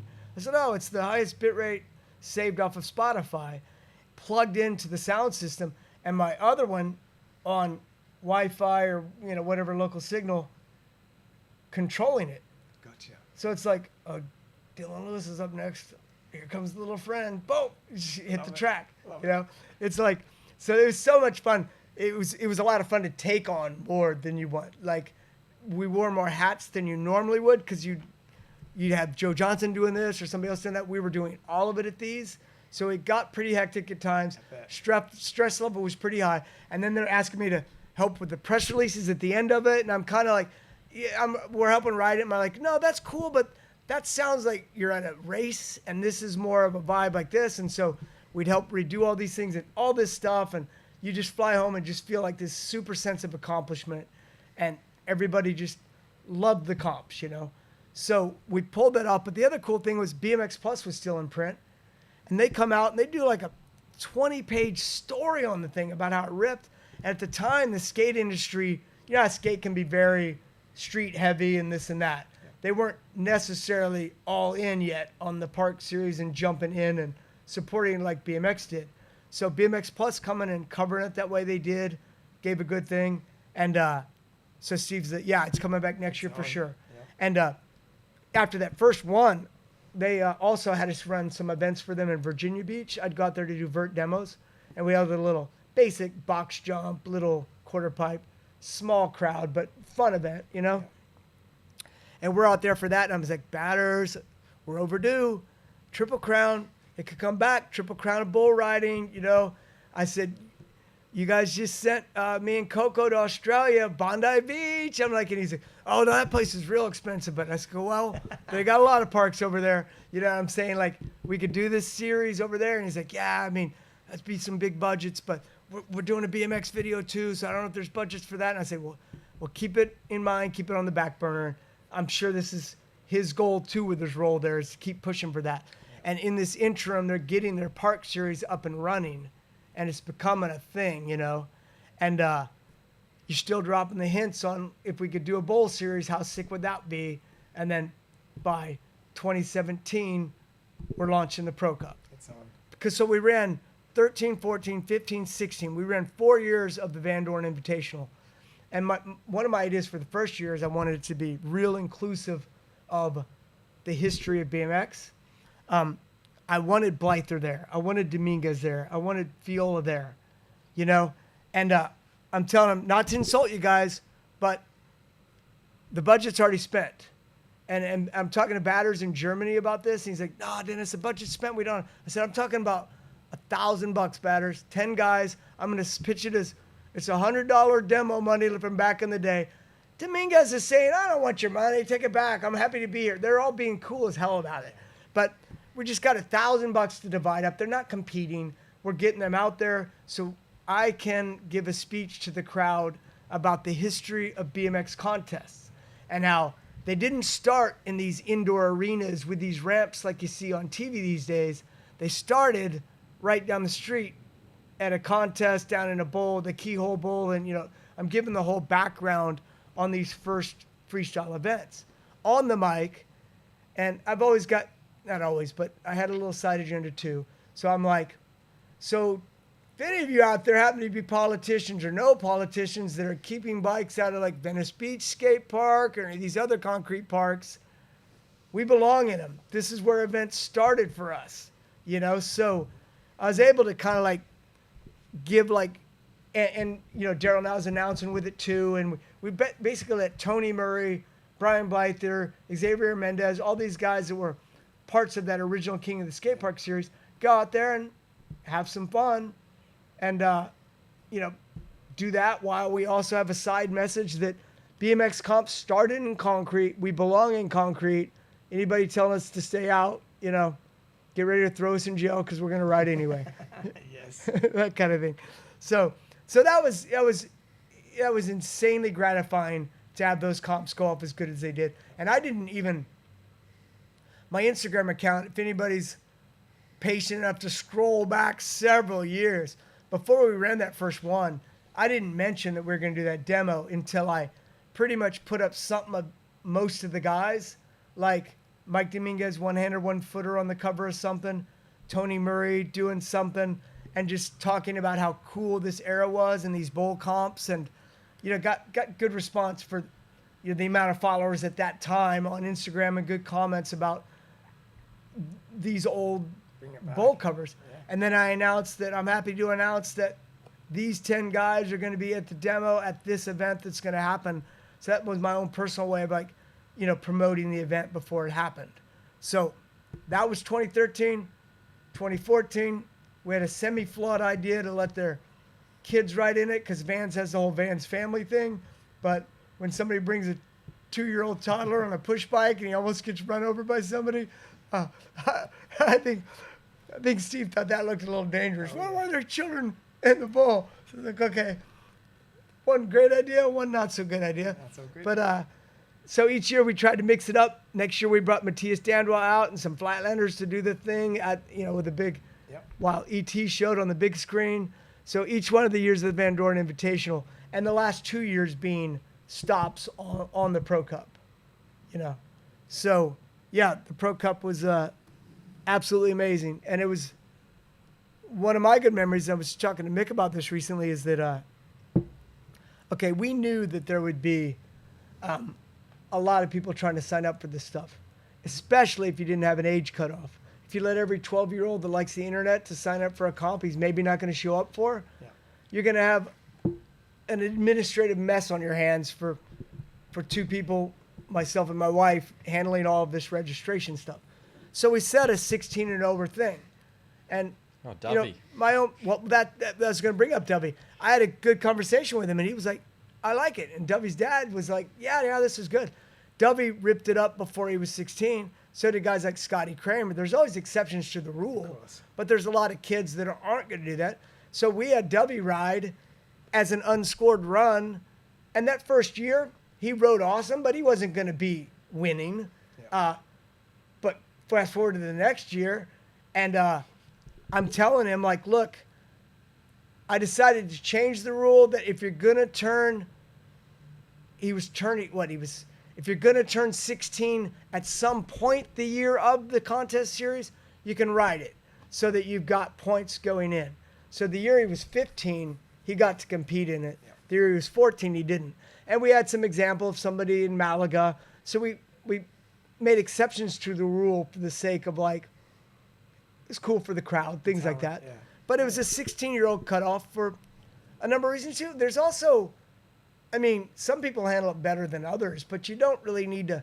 One thing about racing that's weird is an 8-year-old kid that's got a inferiority complex because he gets last place in a bunch of races. You're like, yeah, you could say suck it up and tough it up, but I'm like, freestyle is about learning the tricks and shit. You don't have to force somebody to compete at 11. It just seems, to me, that seems kind of, I don't get it. I remember talking to Andy Buckworth's mom, who was pushing him to get covers on a magazine, on the mag out here.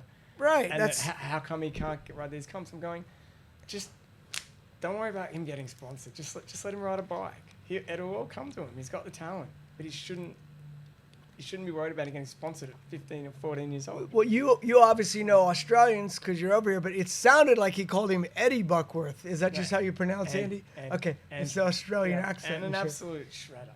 Like, if there is an Eddie Buckworth out there, though, I bet he shreds too, because it'd be like Eddie Fiola and Andy Buckworth put together. But, it was almost the race parents who would push their kids in freestyle to be at this level, but they'll burn out, and at 16 they'll give up. But you got to realize we pitched this whole series in the first place as like we can run it in a short amount of time. Yes. So I'm going to have 200 people sign up, and then maybe half of them not even show up, and we're putting them in heat sheets and all this stuff. So we do this open qualifier thing. We've got our guys that are in, U20 dudes are in, and we're going to get, say, 15 more in through results. And you need to start a process to sign them up online. So we set it up with our website to have them sign up, name, age, all that stuff, but submit, like, I don't know, an Instagram account, a YouTube clip, something. If you got nothing, you got nothing. But if you got something, please include it. Yeah. And one of the very first ones that I saw sign up was Jaden Fuller. And I'm just like, how do I not know about this dude? Like, he's like bar without brakes. Stuff like I invented bar 5 tail taps or whatever, and he's doing it brakeless. And then he's popping off the fakie and going, damn, this guy's, hell yes, he's getting approved. Like, we had this approach where if I knew it's a no-brainer, approve him right away. If it's like, this guy's pretty good, but, we tell people it may be a week or two before people get an answer, Because if we end up with 200 people, you got to sort through and say, whatever. Luckily, we never had to really kick away some people that were ever legit. The numbers came in good enough for us to pull it off. And Batters and Steve and everybody at Vans was usually like, okay, we can manage to run a little more than we said. And then you get 20% are no shows anyway. You almost need to You make know? a TV show about this. Like a talent show, like one of those singing shows. And Yeah. And all these crew apply to get into this comp series, and they have to shred, and there's little interviews. I with think them. Right. on my application, I wrote that I crashed into you over the spine. Oh, I really? got approved. Yeah, see? Outfield probably thought that was street Damn. as hell, Yeah. easy end, you know? That's damn. But one of the other really, really early people to sign up was Quan Madonna. And he had this YouTube clip of like so this good. dog chasing him around a park in Brazil, and he was ripping it up, and it was just the coolest scene. I was like, this dude rips, and I got to get to Brazil. You know, I was Yes. two-part process in my brain, like, why aren't I out there riding these bulls? But it gave me this feeling all of a sudden between Jaden and Quan and then a couple other guys, like, this series is going to rule. If there's these two dudes right here that I didn't even know existed, how many more out there are there like them? 100%. And then all of a sudden, it's like guys like Cody Pollard and in Dylan Lewis's case, you know, he rode the Van Doren Invitational prior to that. Yeah. Well, first you had Watts. You know, Watts is from Brisbane. Colin knew about him, wanted to get him out to, you know, first one, and he rode not as good there. He got like 17th, but I saw enough of him in practice that like, oh, he's got style. He can do like unique lines. He's got tech stuff. So we're inviting him back. And then second year, he's on the podium. Yes. So it's like, doesn't take long. And then all of a sudden he's on this undefeated in Mexico streak. That's right. Who yeah. goes to Mexico 3 times and wins it? Jason Watts does, because he's Australian. Makes a lot of sense. Actually, it makes no sense, but it's cool. But Dylan Lewis, this might have even been before we were running it. I screenshot these errors he's doing out of Eleanor that I come across on like an edit or something. Massive. One thing, Eleanor is awesome, but I was so disappointed when I got there and found out the walls he were airing were undervert, because I wanted to zoom through that full pipe and see how high I could go. And I'm going, I'm like, oh shit, I'm gonna hang. I can ride undervert shit if it's all I'm riding for a month, but when you're coming off a vert ramp, you don't want to just hit something undervert like that. But I'm amazed by these two photos. He's doing this Euro table that I call berm slider air, and they're just so dope. And I'm just thinking like, man, got to get this guy in this event. But I'm not like at that moment tracking him down to saying let's invite him. But at some point between me getting these screenshots and thinking this, Poval's like, hey, there's this guy in Australia that like Etney's kind of helps out. He's really good deal. Let's say, call it a done deal. Buy him a flight. You know, I'm like, no convincing on my part. I wanted this guy in, and if you guys can pay his way over, and I believe Etney's paid his way over, and he got third, and it was pretty decent prize money. So and to me, I think of people like him as like the soul of these events. Like it just defines it. This dude that he's made me step it up riding concrete at home, because I see him hip from the shallow to the deep in that bowl there, like he's just jumping a casual hip. And I'm like, He always looks maybe casual. that's the way it works. And there's a deep bowl at home where I go from like afraid to even think about hipping it to like, you know, now I can do a good size can X up, table over it, because I'm just like visually like, okay, it worked for him. It works. Should work for me. If it doesn't, whatever. I'll figure it out at some point, or somebody will call 911 if they have Straighten to. me up off the bottom. But yeah. So, anyways, that just series just took on a vibe, you know. Like, I feel like the year that Dylan, I say he got third. I know he's on the podium, but I feel like that was the same year that Cordova podiumed, and well, I know. Did Cordova podium at that one? I don't know. But anyways, a lot of guys that were sort of, you had your guys that you knew were legit contenders, and you had the guys that were really good, and it kind of got mixed up at those, you know? You had a lot of guys that, Corey Walsh podiumed at one of those when he was just sort of a guy that used to do this and used to do that, but was, I mean, instantly guys brought like a style to the table all their own that just made that shit special. Yeah, I mean, And- probably the biggest thing for those comps was the one out at Manly was cool, Yeah. but the fact that the jam happened at Five Dock that year, Yeah. and that jam was one of the Yeah, Most it went insane pieces it of went riding off, and I've ever seen. the first comp at Malaga, to me, I left there saying, I've competed in so many events over the years and ran so many events over the years, and nothing topped that vibe that we just had at Malaga first year. It was just nuts, and have a guy like Chase Hawk win that. You know,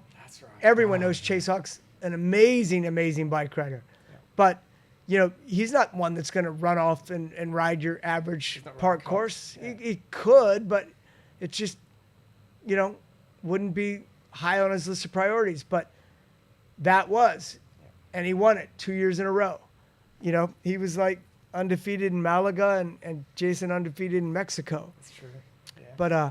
But then we have the open qualifiers, and I'm seeing guys like Cody Pollard for the first time, and I'm like, fuck, anybody that can go that high and table that good, they just need to be a part of this whole thing. So it starts getting to where you're wanting to expand the field because you got all these regulars, and then other guys that were regulars maybe not placing as high and stepping away, and you kind of, you know, and we had a little more flexibility at the BMX only ones because we didn't have the tight schedule that you had the skate only ones. So I look back at those comps, and if at one point budgets return and venues return and we end up doing some of that stuff again, it still feels like that chunk of time is the one that it was.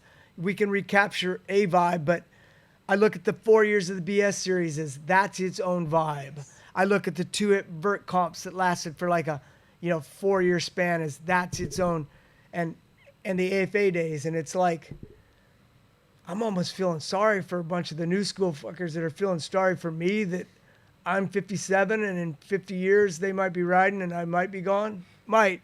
I don't want to count it out yet. might be riding. But, well, I'm feeling sorry for them. But I don't feel sorry for them, but I'm saying it's like to get to experience all those different chunks of time, those unique chunks of time, and be a part of what happened in them. Like it's like, I don't know, it's amazing. It's something you can't trade. So is that the secret sauce to still being able to ride, because you've been so actively part of all these different times and scenes? What is the secret sauce? Well, to secret riding sauce, forever? same advice I've given to people for the longest, and I might not be living up to it as hard as I used to, but be an overall rider. As far as flatland now, I don't do near as much with the brakes off. A lot of the stuff I use, but I can always build up a flatland bike, do a front wheel 900 and say, hey, that's fun again. But I've always told people ride everything. I mean, don't say, oh, I'm a trail rider. The phase where there were dudes that were just hardcore trail riders and they didn't do anything else. And it's like, hardcore street and flatland. yeah, Everything diversified. you're setting yourself up to get burnout. Or bored.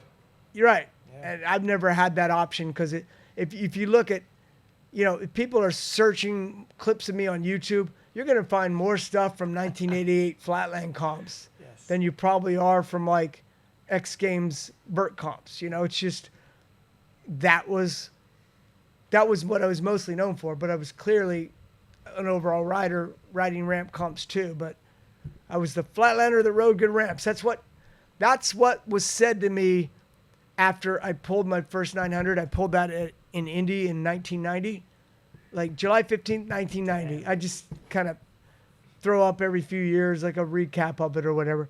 And a few people said, like, that's insane that a flatlander pulled the 900. I'm like, dude, you realize I've been riding ramps as long as flatland. I've been competing in ramp comps from my first I did better in ramp at my first contest than I did in flatland. But the perception, I guess, if you as a pro, I was never out of the top 3 at any comp, like between 43 or 44 comps or whatever of AFA comps. My very first AFA comp with that sprained ankle, I got 4th or 5th at an amateur comp, and then won the next 3, and then top 3 at all those other ones. And I just look back at it like as a way of like, well, that was because I loved it as much or more than anybody else that was on that contest circuit at the time. When the news came out that Joe and I's deal was falling through and we had left Haro and now we're just pretty much free agents, doing whatever. That's not easy to swallow that news, but I'm already riding a bunch of flatland, and you kind of get kicked into that mindset of like, I'll ride more. It takes your mind off of things if you're in the parking garage for 8 hours coming up with new links. And once I started coming up with backwards whiplash, funky chicken and things like that, and over and out to like, you know, macaroni and shit, it was just like, you know, you just felt like one link led to another link led to another link. And that was probably looking back, my largest contribution to flatland was taking one trick and taking two tricks and turning it into one, and then 5 tricks turning into, you know, and linking these things longer and longer to where my goal was to where my run would look like a series of cool links, you know, a rolling trick into a bunch of spinny stuff and whatever else. And even if that's the one area of riding that I don't do as much as I would like, but, you know, you go ride street, you go ride cement, you get the occasional vert demo in to... But a park course run needs to link exactly the same as a flatland run. What's that? A park run has to link together exactly the same way. Well, when you say the same way, I mean, a flatland run, here's another thing about contests that's kind of interesting. Why I loved ramp riding so much. Flatland runs, I don't know if there was ever a comp. Even if I did a one-touch run or something, like 5-minute run and you touched once, that it was better than the best one I pulled in the parking garage at home. Yep. By the week you're leaving, I know what song I'm riding to, and I know my entire run. And I'm practicing it. I'm doing like normal flatland session, trying to learn new tricks, but I'm practicing my run 5 times a night or something leading into it. And you pull one that feels so flawless, and some weird thing in my brain goes, damn, why'd you pull that so perfect? You should have saved that one for fucking comp, you know? And so most comps you show up at and you're like, well, I won, that felt good, but that one I did at home was so much better. Yeah. When it comes to vert, I dropped in an Indy for that first 900, having never even attempted one. I pulled my first one. All I had attempted was 900 to fakies into a lake. And when I saw Matt pull the first one at the comp in Toronto, I was like, that's nuts. And I was just like, didn't want to go there. You know, you're thinking in your head you're going to get lost, and it just seemed too gnarly. Didn't seem worth the injury. But then you see him do a few consistently. And then, you know, you start to go, yeah, I mean, he did a 9 to 5 in a demo in like the middle of the Ozarks in Missouri on the Sprocket Junkies ramp. A 900 to a 540 to a tail whip. So you start to see it enough and you think, maybe I could do this stuff. Yeah. So I start doing 900s to fakies into a lake, and then I'm showing up at Indy and I'm like, damn, this is the tallest ramp we've competed on. It's got a foot of vert. It's probably ain't the place to do this, but kind of thinking about it here. And so I asked Matt for like last minute advice. Matt, thinking about trying a 900. If you were to say any little last minute advice, what do you do? Oh, it's easy. We turn the same direction. Crank your head to the right and hold it there until you see that you've landed. And it's true though. That's simple. I tell kids when you spin, like if you're peaking too early, if you're peaking at where you're trying to land, you've stopped your head. It's not going to work. And I just went into it, did a couple setup airs, felt one of those hang a little back wheel that's a good setup air for a good pump, and just cranked my head, landed, and it was when I had the really bum shoulder, and my shoulder pops out of socket. You could put the clip on this. I know that's how our BMX does this crap. And in all honesty, I've listened to a lot of podcasts, but I'm just not one that can sit down and look at YouTube for 3 hours at a time. True. So a lot of times I'm hearing somebody describe the rail they did, and I'm like just seeing it in my head because I'm taking my dog for a ride through the woods, listening to it, you know, in headphones and not seeing it on YouTube. But yeah, it would be cool to throw that. I've got I can airdrop it to you, what I have from the Instagram one. But you see when I land instantly, my left shoulder pops out of socket. It's from the, I slammed rehearsing for the Dan Up tour with Mike Dominguez and Matt Hoffman. Somebody put a foot of vert on one of our standard 8-foot quarters. Holy moly. And we were trying to get used to it. And I went for the Vans Classic Tales YouTube thing. Classic Tales with Vans Classic Tales, Dennis McCoy, something like that. Has like a cartoon thing of it. And it talks about the agent that you asked about earlier, but I do a big invert and slam and collapse my lung basically.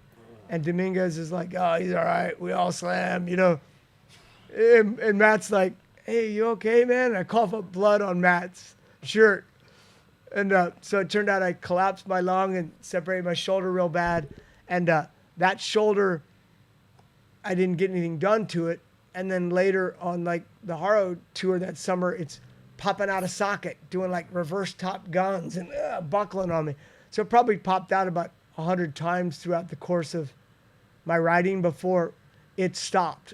I never got it fixed. I started being careful, working it out, and I'm good now. Strengthen But it, yeah, and the last time it was like a weird body English jumping a spine in an indoor park in Wichita. And I'm in the air going, my shoulder's out of socket, and I'm going to land like that. And it happened. And then I finally just said, it's time to figure something out. So I just was careful for a bit, and it didn't happen anymore. But you see it pop out there. I land. It's out of socket. Kevin Martin's announcing, go, be careful, guys. He thinks I racked myself real bad, but it's really my shoulder's out of socket. I do a couple extra laps, and then Thorne and Woody from KC and a whole bunch of other people just kind of tackle me to congratulate me and shit. And it's like, just burning. yeah, I got shoulder popped out of socket, but that pain heals quick when you just pull the 900. It was such a rush, man. It's like, I didn't see shit. It seemed like my helmet was loose for that one too. And it's like, crank my head to the right, and all of a sudden I'm rolling out of it. I'm like, Damn. I'll take it. Yeah, it's a big spin. Yeah, that 900 thing going back to 1990, I felt like that popped off of some other topic we were talking about, and I went back there. But if not, what else you got? Have we covered things? We've covered a ton. Covered a lot. I mean, timeline-wise, we've kind of gone to almost pretty much the end, really. Well, almost the end. Like, this was reasonable. It's not a 5-hour Magoo one. It's not. And I liked all 5 hours of that, so I'm not That calling was a that good critical. one. I mean, Ephraim Catlow, that runs Flatland Fuel, commented on one of my posts that I have to do the next 5-hour podcast or whatever. podcast. I'm like, I'm Oh, thinking like, don't sign me up for that. The We'll step throat. it up then. Talking about history. I'd in rather do Haro. 2 parts, 3 parts, whatever. Talking about history in Haro then. John Bulchins comes to Haro, an Australian friend or Scottish friend, but Right. lived out here. Turns up at Haro with his mega collection, gets the job of product manager, and starts releasing all the history bikes. Yeah.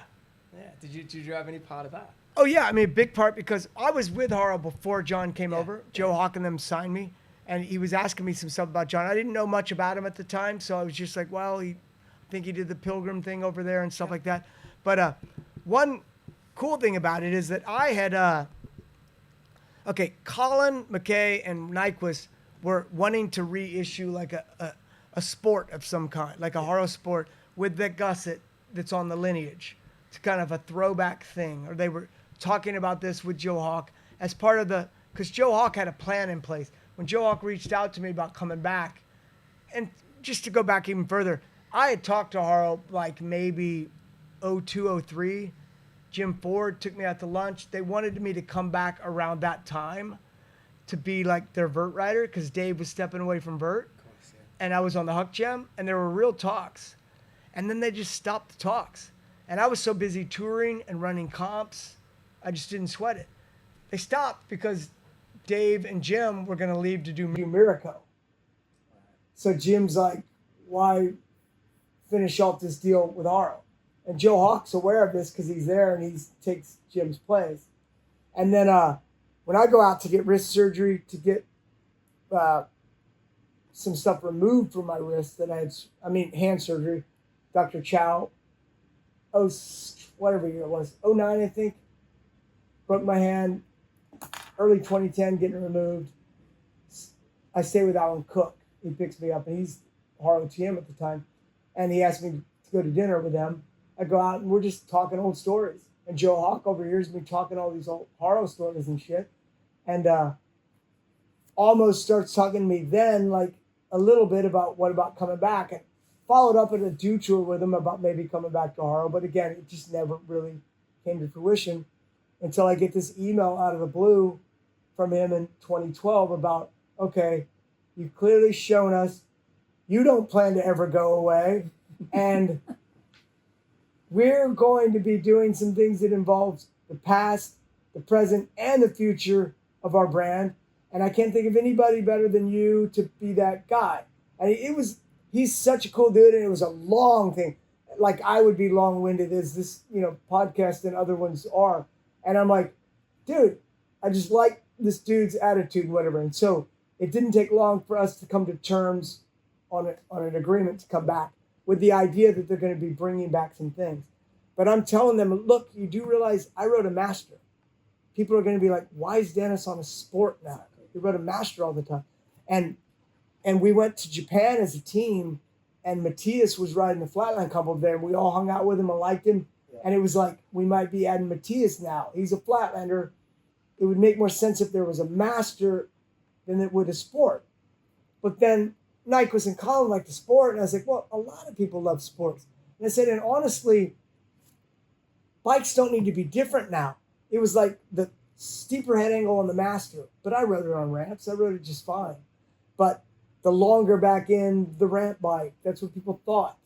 I said, now, think of it this way. The sport and the master were combining the two types of bikes into a modern day bike. And I said, we'll call it something else.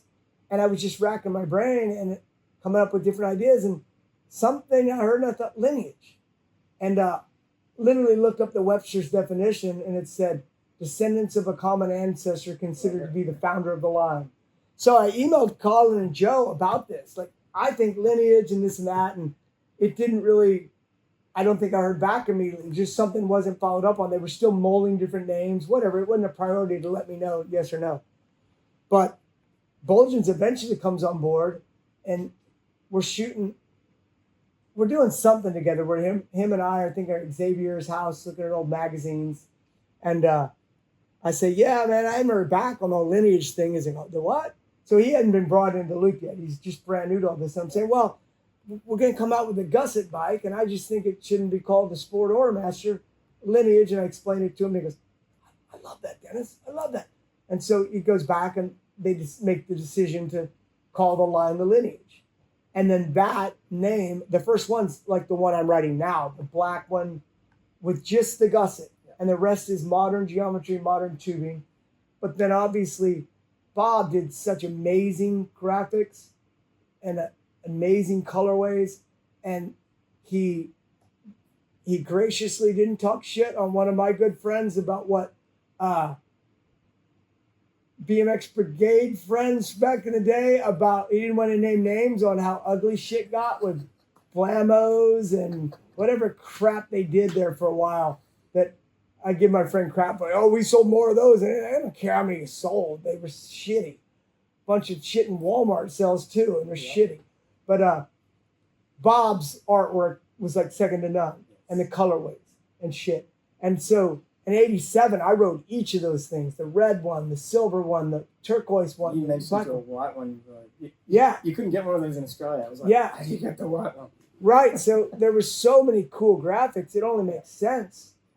And especially with a lot of old school riders wanting to come back. But the whole idea was it's modern geometry, built-in headsets, modern bikes, built to look like the old replicas. And last. Right. And that's when we did. I'll get it, bring up the crap. Yeah, we'll put another photo up for you on this thing. I'm going to airdrop you a couple things because Jason Watts is one of my favorite riders, one of my favorite people. And he was having some good fun, but he didn't know any better. So my 2016 Green Master's coming out. Yeah. I haven't even gotten to see one yet. I don't have one. I haven't seen one. And they decide they're going to introduce it into the public by having Justin Cosman shoot Jason Watts riding one. Hey, I'd be honored. I'm not going to talk about the goofy footage shit because there's too many Mike Akins and Corey Bones that have made that shit look beautiful. But it's still weird seeing somebody.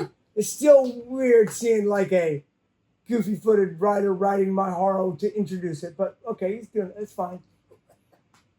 They go out to do a bow-legged invert on the. I see him. I think I get added about 80s style bow-legged invert on a green Haro match, like legs spread open wide, like as if all of us rode that way. Lee Ramsey. Well, look, the best bow-legged stuff in the universe. Steve Broderson exposed his scrotum to too many BMX Plus readers because he bow-legged with short shorts. Yeah. You just don't do that if you're trying to get it right. You pinch them, right? And so I've got a cover, an 87 plus cover that was shot in 86 when me and Joe were out there before the finals, properly pinched together and shit. And that's the photo you get to show Jason, because I commented back on the script, nope, Jason, knees together, now, back then, always. You know, like this is the way you do it. You know? And I'm guilty. Every once in a while they're gapped and I'm like, nope, not using that photo. I got to do it over. Got to get it right. But yeah, my signature green DMC lineage got introduced. It's probably Cosman trying to have a laugh at someone's expense, getting Jason Watts to purposely do a bow-legged invert in slow-mo. He can do it well. A goofy-footed bow-legged invert on my green master and shit. Short So, song probably too. yeah, maybe so. I don't know. But I was just like, geez, that's not the way I wanted this shit to be unveiled. But the other thing about that, and this was talked about in that Dig interview, was that thank goodness Batters gave me a heads up about this. I'm out doing stuff in Virginia Beach, and Batters goes, hey, I got a Bulgin sent me something on your bike, because he was trying to kind of get bands to do, like, maybe give a pair of the high tops I was wearing in that photo that Wendy shot, doing a can, one that was on Strictly BMX's garage for a while. Yes. It's painted on there. Yeah. It's a cool ass photo. It didn't run in the mags back in the day. I just came across it somewhere, and my wife came across it somewhere. It was like a grainy version. It turned out Wendy shot it, and Vans bought it from her to use for that campaign. But anyways, dude, this isn't age related, but I getting thirsty.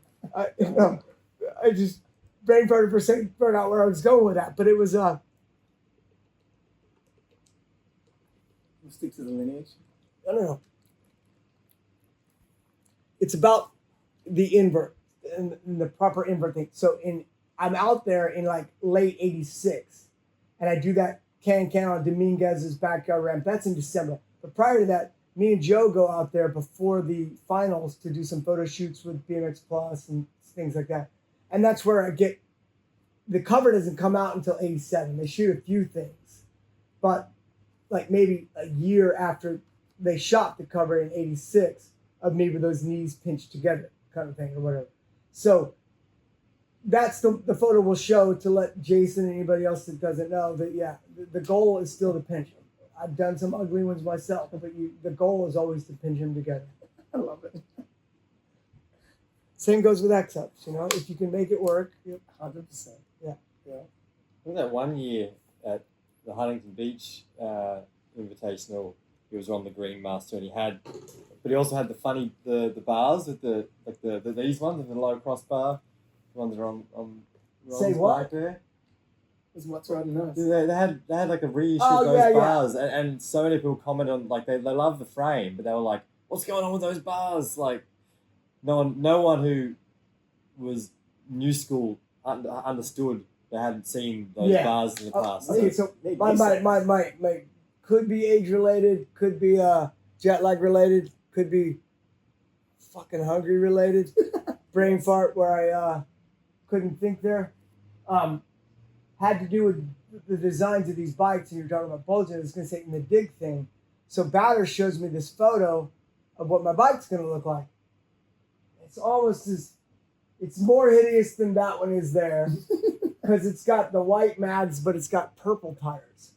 Damn. And I'm like, I'll give you another photo to see. Right. Well, no, the one will show it. The invert that I'm going to show with the knees pinched will show the way I rode my bike. Can't do it. You know, like black tires, tan walls, 10 roll forever. spoke wheels. I never rode mags. Can't ride Never, mags. ever rode mags. And it became this thing all of a sudden. Like, John, how in the hell, like, could you have gone there with this? Like, people should have the old magazines and be riding these runs from, the runoff and shit. That's not my style of bike. Well, that's the bike in the catalog. I'm like, no, that's one of the bikes in the catalog. They offered the highest end one is the one with the spoke wheels and things like that. So I think maybe he had one in his collector's thing, and that's just what he associated with that, and felt like, and Planet BMX was buying a bunch of them, and maybe their clientele would appreciate that better. And it actually came down to like, well, let's see what Planet BMX thinks. And I'm just thinking, well, you could be stuck with a bunch of bikes and the guy that's got his name on it isn't going to be riding one because I'm not riding a bike with white mags and purple tires. It's just not going to happen. And so here's, oh yeah, they're Planet BMX, like, what? It's his bike. Give him what he wants. I'm like, yeah, that was the idea from the beginning. So, yeah, but it's funny because in the dig story on that, I got asked, was there any difficulties? And I went and told him how that little incident happened. I was staying with Colin, too, during the time in Virginia Beach, during the time it was happening. I'm telling him, like, man, I'm going to have to shut this down with John. Like, this, not a moment like that.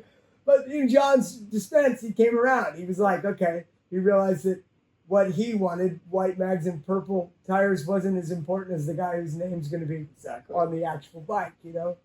So, but they ended up selling them out in the, like, less than a week. So it was a disappointment in the end that they only made 400 of them or something because they would have sold more of the completes if they'd done more of them. But it became clear with that there was a market for this. And being that the 87 line was just beautiful graphics, beautiful colorways. But as, you know, I've heard things, and with Bob was talking on the podcast too, that there's maybe you get to a certain point and like, you know, the Haro bash guard thing that was brought out for me to sign at Mafia Bikes. I said, no, I'm not signing that one. I'm signing the other chrome, whatever, you know, like, that wasn't my scene. So later, like, you know, Matt riding for him in the bash guard bike, still pretty nostalgic, respected by a lot of guys. But when you start getting later on, I hope that Haro doesn't plan to reissue Blamos. No way. No, yeah, I can't imagine. No, but that yellow monstrosity wasn't a good Well, they skipped that and they did the mirror reissue, which was pretty cool. Like, you know, the same as his... which... That famous, like, late, like 99, 2000. But the beauty, I mean, it's not like you have to stick with a 30-year timeline. It was a 30-year timeline at first. A release of mine 30 years after my rookie pro year. Yeah. But all of a sudden I'm blinking and it's 40 years. Happens with Instagram sometimes. I'll be like, I try to be strict about never posting anything twice, but I'm like, shit, this was 5 years ago. It was the 25th anniversary of this comp, and I like this clip.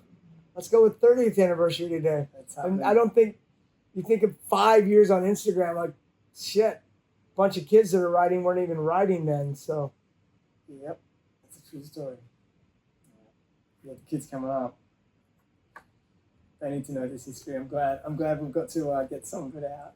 Well, and I want to note that now that we've touched on it a little more, let's really cut it off because I don't want to do the 5 hour podcast that Ephraim Catlow was suggesting. And we did talk about a lot of things that I never thought I'd talk about in a podcast. You know, I kept details vague enough to. I'm staring at Mick. Oh, by the way, if these cameras are wondering why does Dennis keep looking off into space? Because okay. Mick looks a lot like Maurice Meyer right now, and he keeps shaking his head up and down. And yeah, he's heard these stories. He's probably getting anxious. He's like, I'm hungry. Let's get the hell out of here. Go and eat. Well, I just want to say a massive thanks for coming on board. I reckon Shannon doesn't give a shit about these stories. Just here on the podcast. That's it. You're saying massive thanks. Yeah, thank you. I enjoyed this. I reckon that's it. Yeah. Let's wrap it up. Just want to say huge thanks for coming on board and just getting some of that history out for the masses. Yeah. I love to hear it. I'm sure a lot of people it'll get retold in interviews and maybe other podcasts and shit too. I feel like I sit down for podcasts and I think like, man, this could go on forever and how many things you want to touch on or whatever. But I liked the vibe of this one, and if these get retold on another one in similar fashion, so be it. It's just like doing the same trick at a park again. If it feels good the first time, do it again. That's it. I like that. I think that is the secret. Yep. So, all right. Yeah, do we do fist bumps? What do we do in Australia? Thank you. Yes, yeah. Thank you. Enjoy the rest of your time out here. I will. It's going to be real good. Stand up when you come behind. Press that button. Done. Yeah, I got to thank, when we're still on here, I got to thank Mick for putting me up out here, too. Oh, of course. He made this trip so easy. The one I did 4 years ago was awesome. Renting a car, driving wrong side of the road to meet Alex Heam and Jaden Fuller at a park, and riding there in another park in Clint's backyard day one. But I was like, man, right now, I don't know if I'm feeling like going through all that shit. If somebody's offering me a place to stay at a cool pad, and I'll get to hit all the Sydney parks for 10 days. You know, last time was 2 weeks, so I made the decision this time to make it a little easier and just get a session or two in each day. And Yeah, huge shout out to Mick. Very good host. Yeah, we've had some fun with this is only day 3. We got 7 more days to ride here, assuming we don't get I'll a get rain.